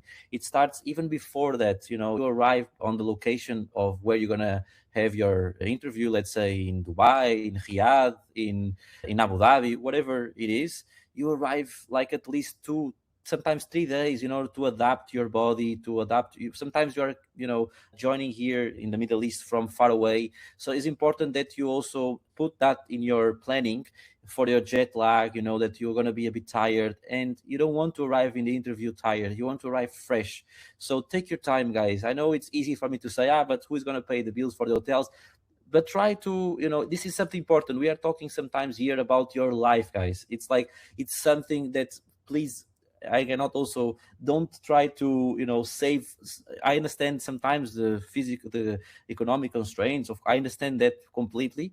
But when it comes to get more knowledge, more preparation, please don't try to make shortcuts. And as Guillaume also mentioned, Jose also mentioned, these arrive prepared. You studied, you prepared, you made scenarios in your head, you rested well. It starts already there. Like your success on application starts there. Starts 2 days, 3 days before you arrive at the hotel. You arrive calm. You arrive, with time. You had, a good rest. You planned everything well from the moment you arrive in the airport in one of the countries here until the moment you leave. So this is so important, the time management. Then, of course, technical knowledge. So this is also important in order to review before your assessment. As we said before, for the experienced pilots, probably it will be something associated from your previous experience, but they're not going to be insisting a lot on your technical knowledge. You're going to be more on your experience level, on the HR questions, on scenarios where they can probably tick a lot of the core competencies that they would like to see on a pilot they want to hire.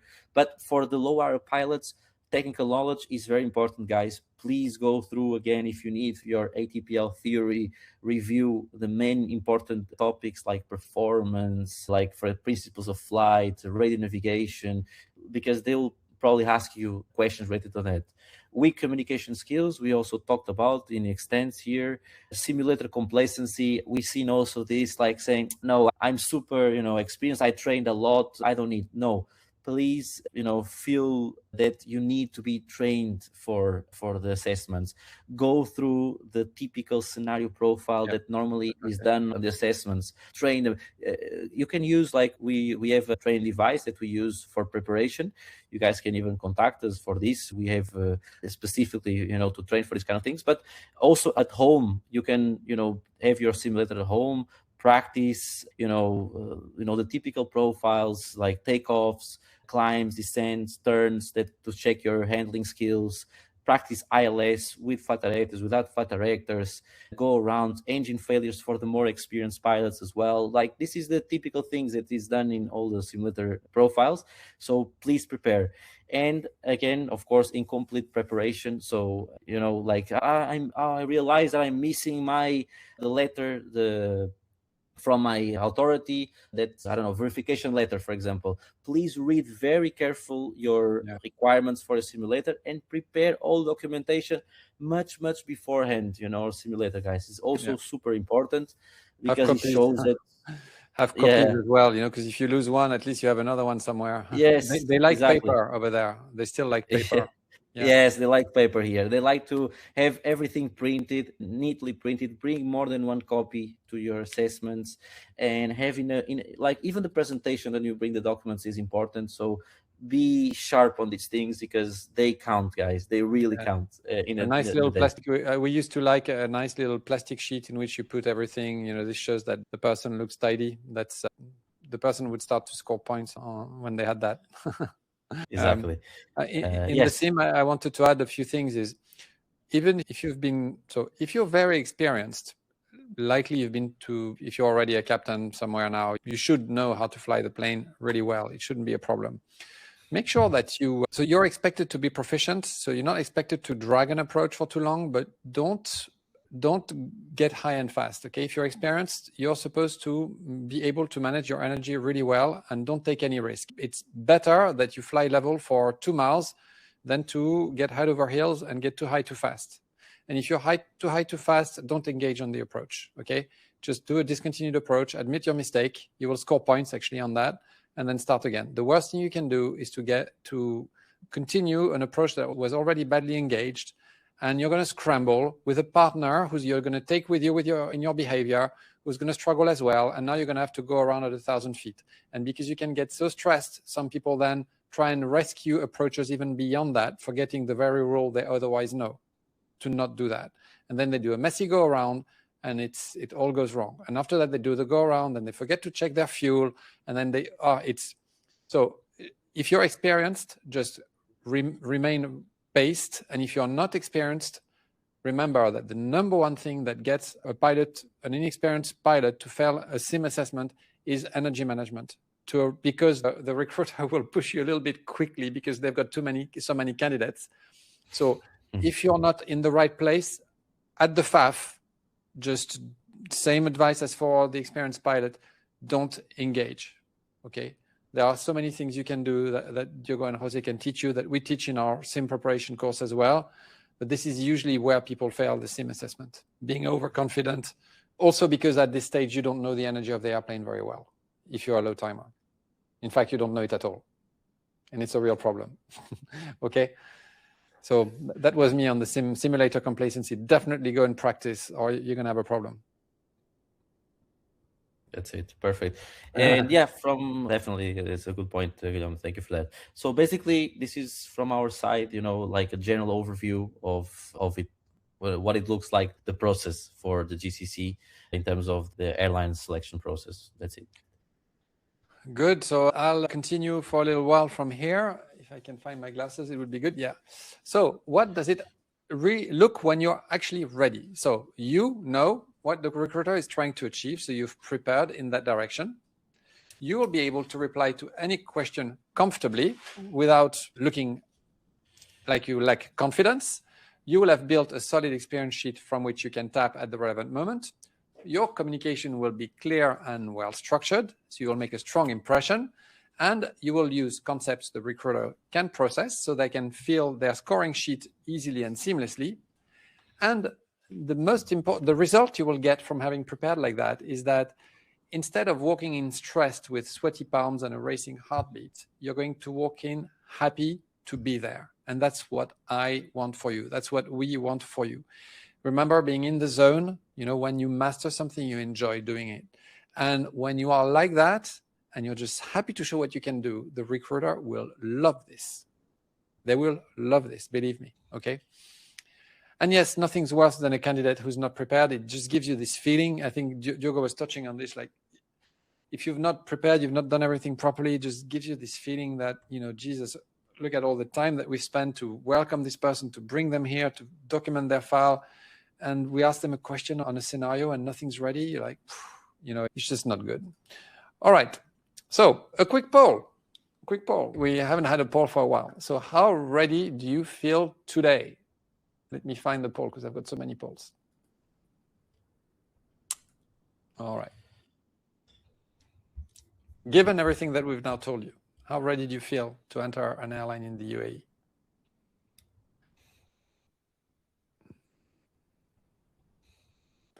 Okay, so we have some clients on the call, so I hope they're going to say fully ready now. I don't see a single fully ready. So clients, please press the right button.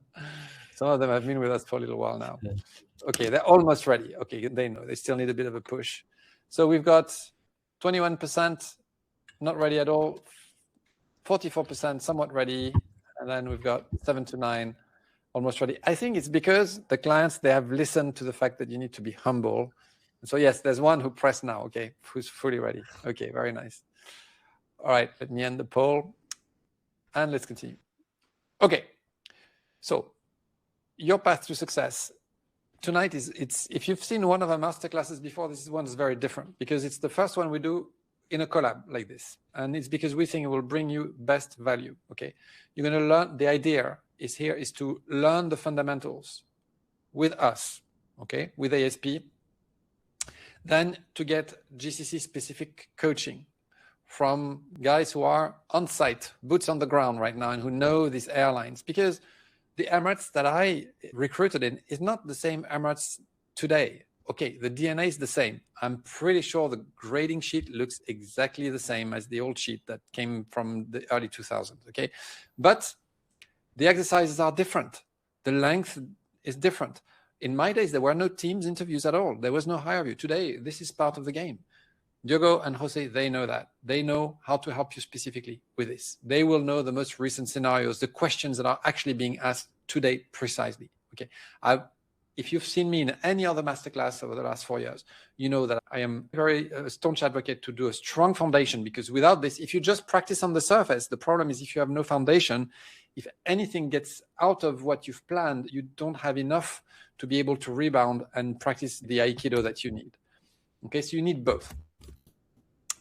And you'll be able to combine the knowledge and the strategies that, and the tactics, in fact, that they will also teach you. And then with these both, and also remaining inside our system, our community, being able to have the weekly sessions that we still run for everybody. If you're in both systems, you're set for success. So this is what we're going to talk to you about now. So, and if you have questions, you can start to think of your questions, of course. Don't worry, we will answer them. So remember, 50% will succeed. A lot of it is mindset, being in the right category of candidate in terms of mindset, looking to master what you set yourself to do and leaving no stone unturned. Remember, I told you how I got into BA and after the setback that I had, and I've always been, I've had excellent academic results myself, but I'm not a genius. I always had to work hard. And if I wanted something really bad, I worked double hard. That's how I've personally achieved anything I've gotten in my life. And so this is why I'm so strong on this mindset and on you being in that category that will succeed. And that's all I want for you. Come a point, if you know what you should be knowing, you've developed the skill you should be having, there comes a point it becomes difficult to fail. Okay? So let's work on that. Okay, so our solution. Now I'm going to talk about what we have at ASP. It's Advanced Interview Course version 3. Most of you will know this or have heard of it, seen an advert, or a friend, a well-intentioned friend talked to you about it. It's the only method designed by a former captain and major airline recruiter, me, that works for all airlines at all experience levels and with stunning results. Because airlines, guess what? They all want the same healthy behaviors. And that's what the foundation is all about. But this foundation is far reaching, in fact, because there's so much that you need to learn that the ATOs will never have taught you. And even if you've succeeded in the past and you're a captain going for a move to another airline as a captain, it was how many years ago that you succeeded? This found that, and maybe when you succeeded, you don't know why you succeeded. And now, if you're going for another selection, this selection is important for you. Whether you are a cadet or an experienced captain, if you're going for a selection, is that you want that change in your life, okay? We are going to include the Sharp Consultancy as an included extra into Advanced Interview Course version 3 for those who are watching this webinar, and it's going to be for a limited time. Now, if you're watching it on YouTube, conditions might have changed, but that's what we are going to offer. We're going to remove a little bit of something inside Advanced Interview Course version 3 and replace it with the Sharp Consultancy so that you have what you need for the UAE and the GCC. Okay, I'm going to talk about it in a second. Okay, so you'll have, inside Advanced Interview course, you will have the theoretical foundation. What's good with this as well is when you've got the theory with us, when you arrive with Sharp and their consultancy, then all of this foundation doesn't need to be taught again, and they can push you really high. Okay, that's the whole idea. And that's actually why Diogo and Jose, they like the idea of working together. Then you have access to weekly practice sessions with our team, with myself and the other instructors that we have at ASP. Every week, every Thursday at the moment, 7 p.m., we practice together. And I will show you what it looks like in a second. So to go back on the theoretical foundation, it's 12 big e-learning modules delivered in a beautiful e-learning format that will teach you everything you need. And I'm going to detail this in a second. Then there is a 16 PF questionnaire. That is the third pillar of our method. This is what will be removed, because this personality questionnaire, not all airlines require it for you. And instead, we will put the Sharp consultancy in your program. If you want everything, you can. You will just purchase the 16 PF questionnaire on top of your package as an optional extra, okay? So I'll explain to you in more detail. So 3 pillars for our solution, which is the theory, the practice, and the self-awareness, that is the 16 PF. Pillar number 1, the e-learning. That's really the bulk of it. 12 e-learning modules with a very big training aid. There are 450 slides in the course. So it's not because it wasn't included in the flight school that it's not important. In fact, you have a lot to know, so much to know that you don't know, that it's actually become a really big course. Big, but enjoyable. Okay, that's the idea.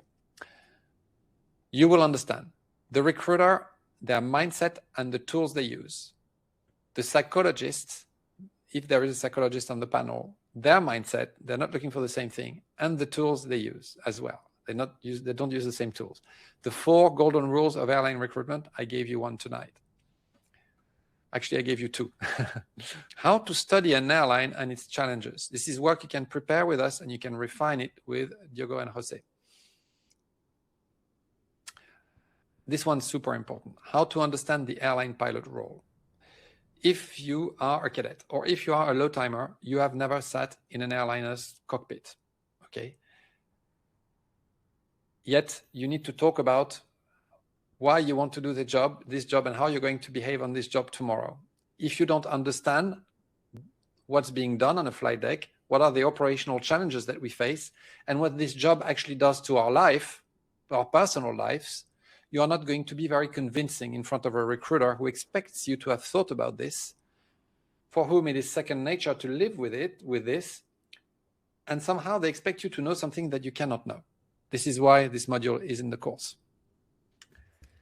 You will be mastering effective communication as a lifelong skill. The good thing with communication is when you learn what we teach you there, it's a 50-slide module.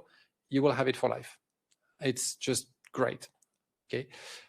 You will master all interview types. The advanced interview that asks questions in the past, the classic interview done by smaller airlines, which ask very basic questions and that don't have actually professional recruiters, and the hybrid, which is the one that asks questions, scenarios like the ones we were talking about, like the APU gen failure or passenger problem in the cabin. Okay, so you'll know how to handle all of these. You'll know how to perform at group interviews and assessment centers. And actually, there is also a group interview that is, so I will tell you about all the services that are actually included. There is the advanced interview practice sessions every week, and then once a month we run a group interview. And right now, as a trial, we give it for free, 1 group interview for every client that's on the course, because they've asked for it so much that now we've given it. In the past, it used to be paid for. Right now, it is free. Okay, and you will know how to turn any difficult question to your advantage, any really, and learn how to deliver a powerful personal presentation that will set the interview on a positive note from the very start. Okay, it's important. It's actually the last module because everything comes together in this personal presentation.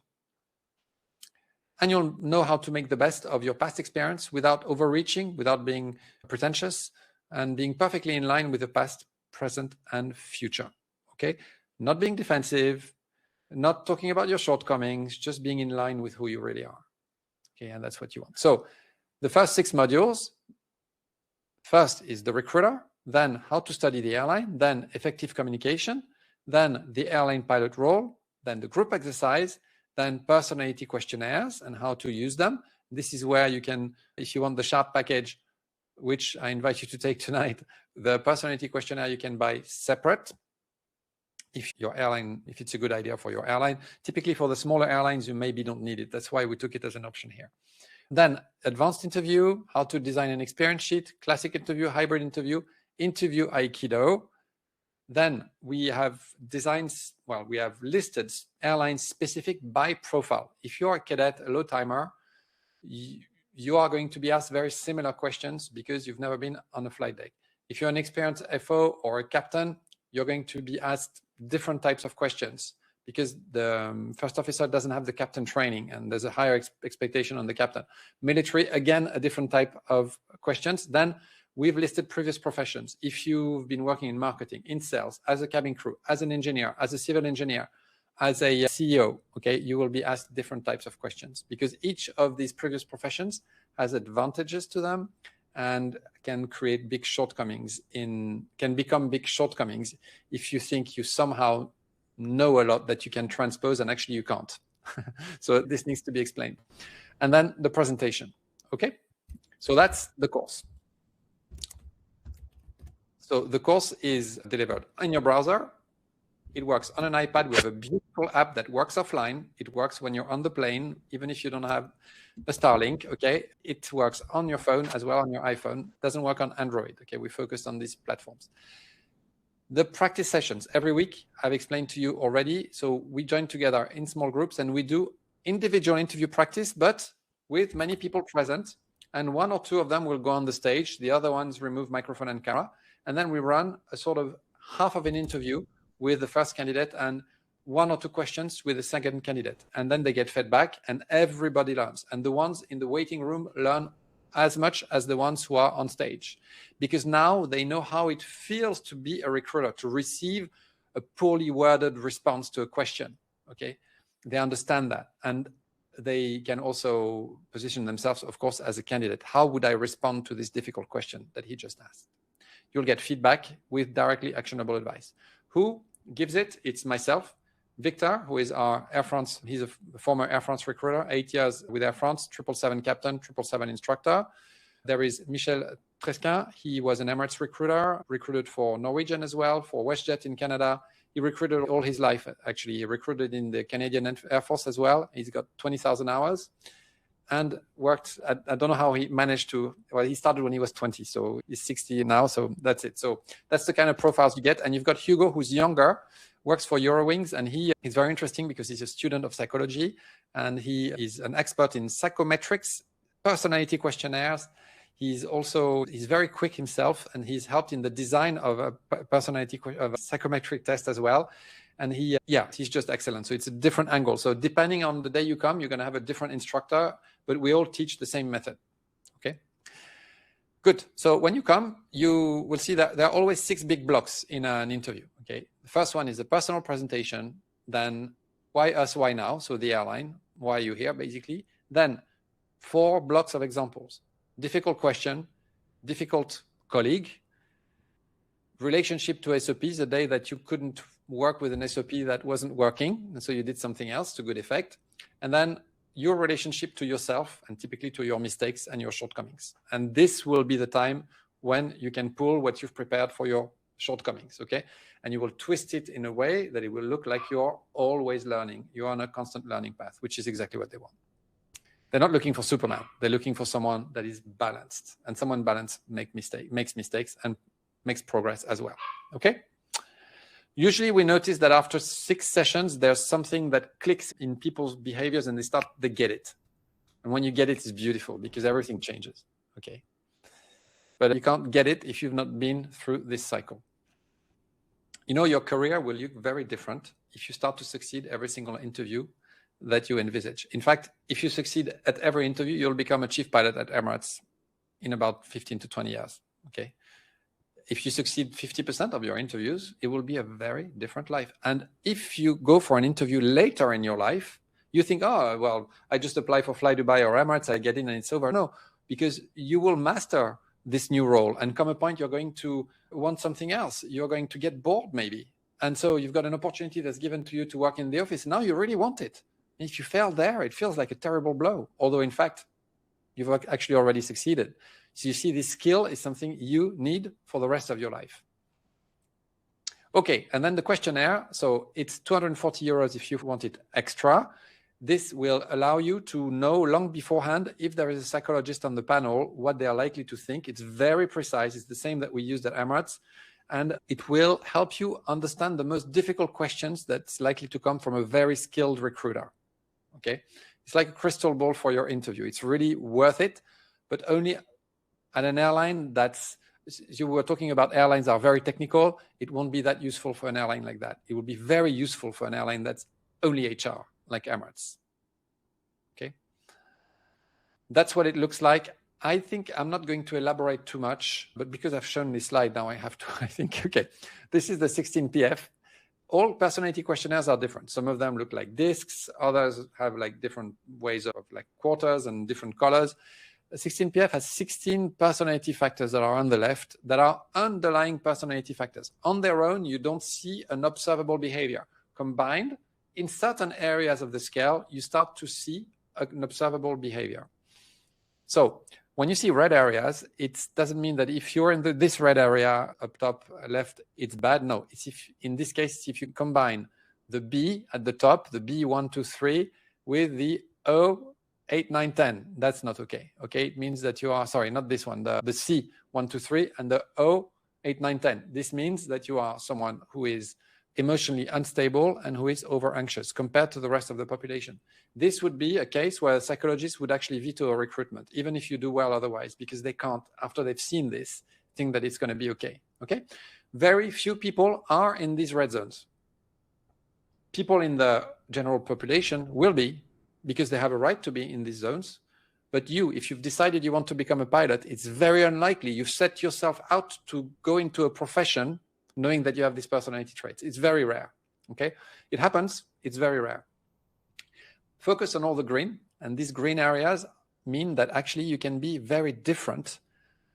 You can have a very different personality and work together with someone who's different as well on the flight deck. There's no clone of the pilot having to be of a specific personality. You can see the three of us tonight.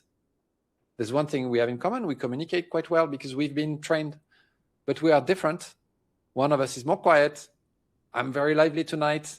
Diogo's maybe in the middle. Okay, so you see, but in the flight deck, we'll manage to work together and we are going to be very complementary with each other. This is what they want. So it's okay to be in any area so long you can move into another person's area if need be to meet them there.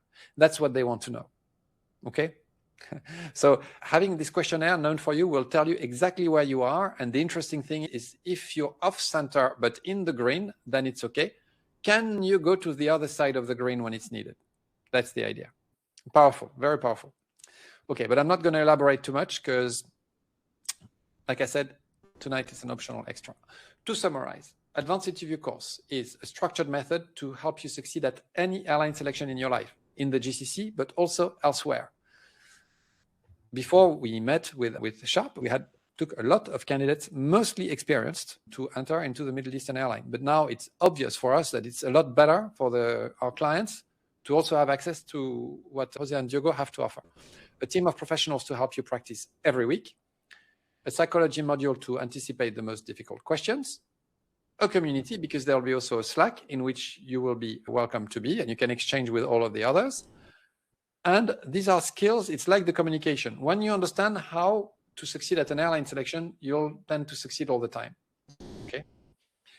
You can learn at your own pace for 1 year. And then if you haven't had a single selection during that 1 year, you can extend for year 2 and for year 3. Okay. And then, like I said, access through an app as well as a browser. At the end of the program, you'll be transformed. You'll still be true to yourself, just a better version, able to pass your airline selections. You'll be very well prepared and able to meet the standards that are expected of you. You'll have made a quantum leap in communication. We worked very hard on this to produce this really beautiful, I think, communication module. This will make you more influential. And typically you'll have the platform that your content deserves. Okay. You'll be able to emphasize your strong points clearly without being pretentious or justifying yourself, which so many candidates spend too much time doing. You'll be perceived as professional, coherent in what you say, and very reassuring because you will use words that the recruiter understands. Okay? Now, this is where Sharp will tell you everything they can add on top to prepare you for your career in the Gulf. Yeah, so basically, once you've completed, and as Guillaume mentioned, this program of ASP will give you the foundation of the knowledge that you need to have in order to perform well in an interview. We basically give you the practical side of it. So we even do mock-ups of interviews in order for you to prepare for the reality, let's say, what you're going to be faced with once you have applied for a carrier in the Gulf. So we, first of all, how do we do this? We do in 3 video calls of 1 hour each.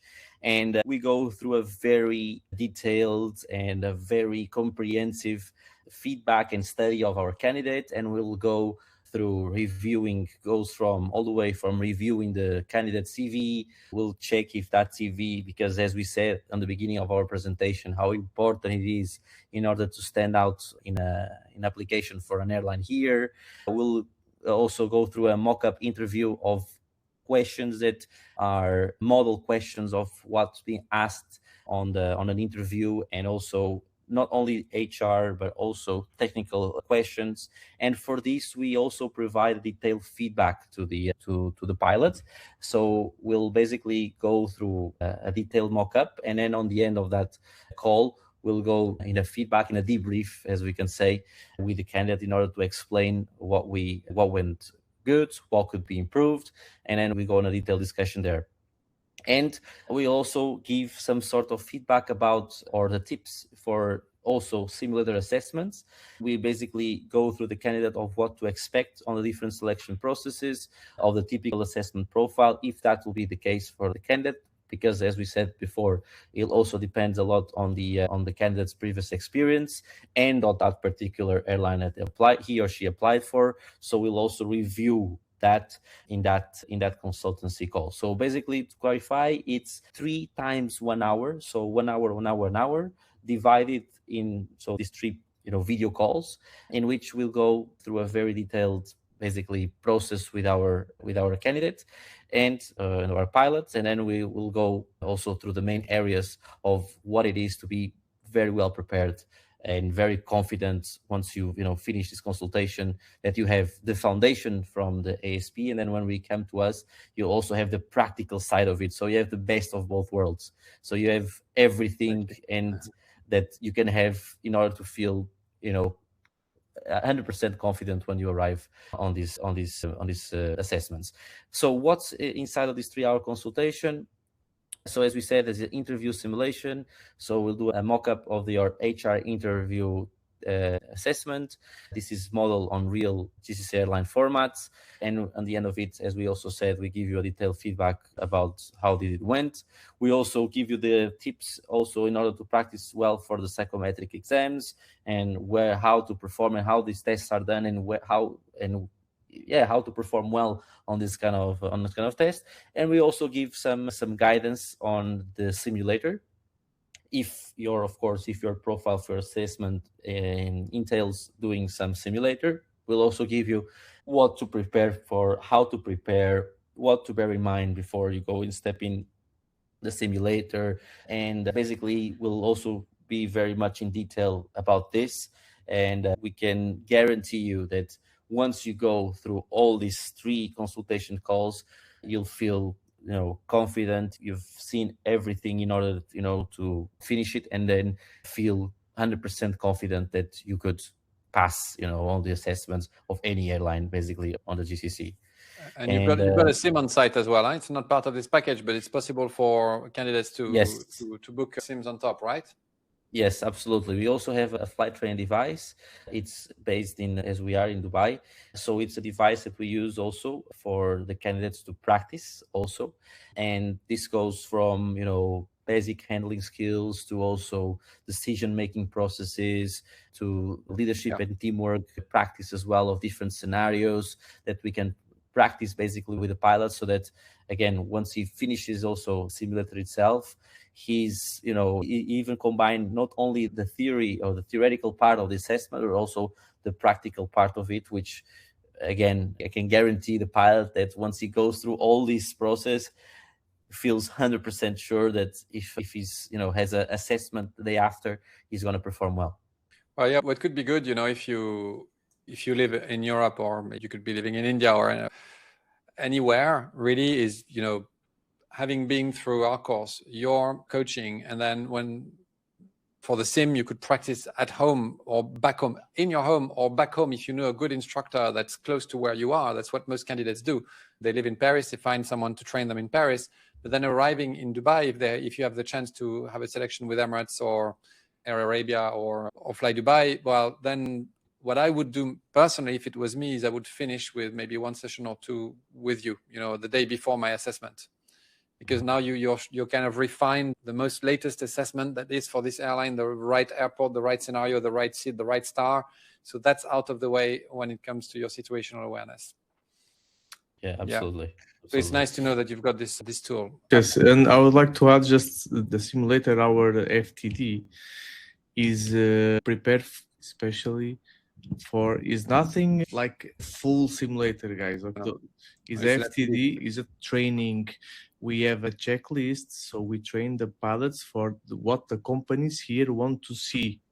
Okay, is basically we train the pilots for the simulator for what the companies in GCC like to see inside the simulator. Okay. For the second officers, there is nothing over helm, so nothing gets distracted with lights or switches. No, we practice the skills, basic skills. This is what you're going to have inside the simulator. Okay. Okay, thank you. I'll just move the slides along a bit because I think, we've got a 3-hour limit on this room, and then people will want to ask their questions. So I'll move to this one. So you give this is just support, right? This is just to mention we support, we follow our pilots, we guide the pilots until the moment they hired in the company. Okay. After that, that's it. Just we follow the pilots until the end. That's it. 3 hours, 3 months, 100% focus expertise. Yeah. Perfect. And it's good to know that there is this support. You use Slack as well, or we use something else? Normally we will WhatsApp. Use WhatsApp. Okay. Yes. Okay. Yes. Very good. Our preferred tool. Okay. Excellent. Okay. So that's quite good, because if you enter the program, you start to get familiar with our community. You you do the AIP sessions, exactly. Then you work with Sharp, and then we create a group with the pilot, and then every question, every doubt, whatever, just text us. I hope you enjoyed this masterclass with Captain Jose and Captain Diogo from Sharp Aviation. I had a really good time getting to know them and sharing the stage with them that evening. Now, if you want to know more, during the masterclass, we made an offer. By the time you're watching this, it may have changed. The idea is simple though. You can use both Airline Selection Programme and Sharp Aviation Consultancy together. That will give you the best possible chance of success at whichever Middle Eastern airline you are targeting. If you want to know how to get started and benefit from both of us at the best possible rate, just get in touch. Send us a WhatsApp message through the website online.airlineselectionprogramme.com.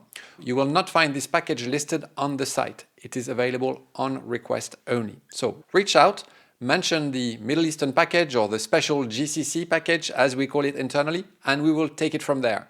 I look forward to helping you get ready together with Captain Jose and Captain Diogo.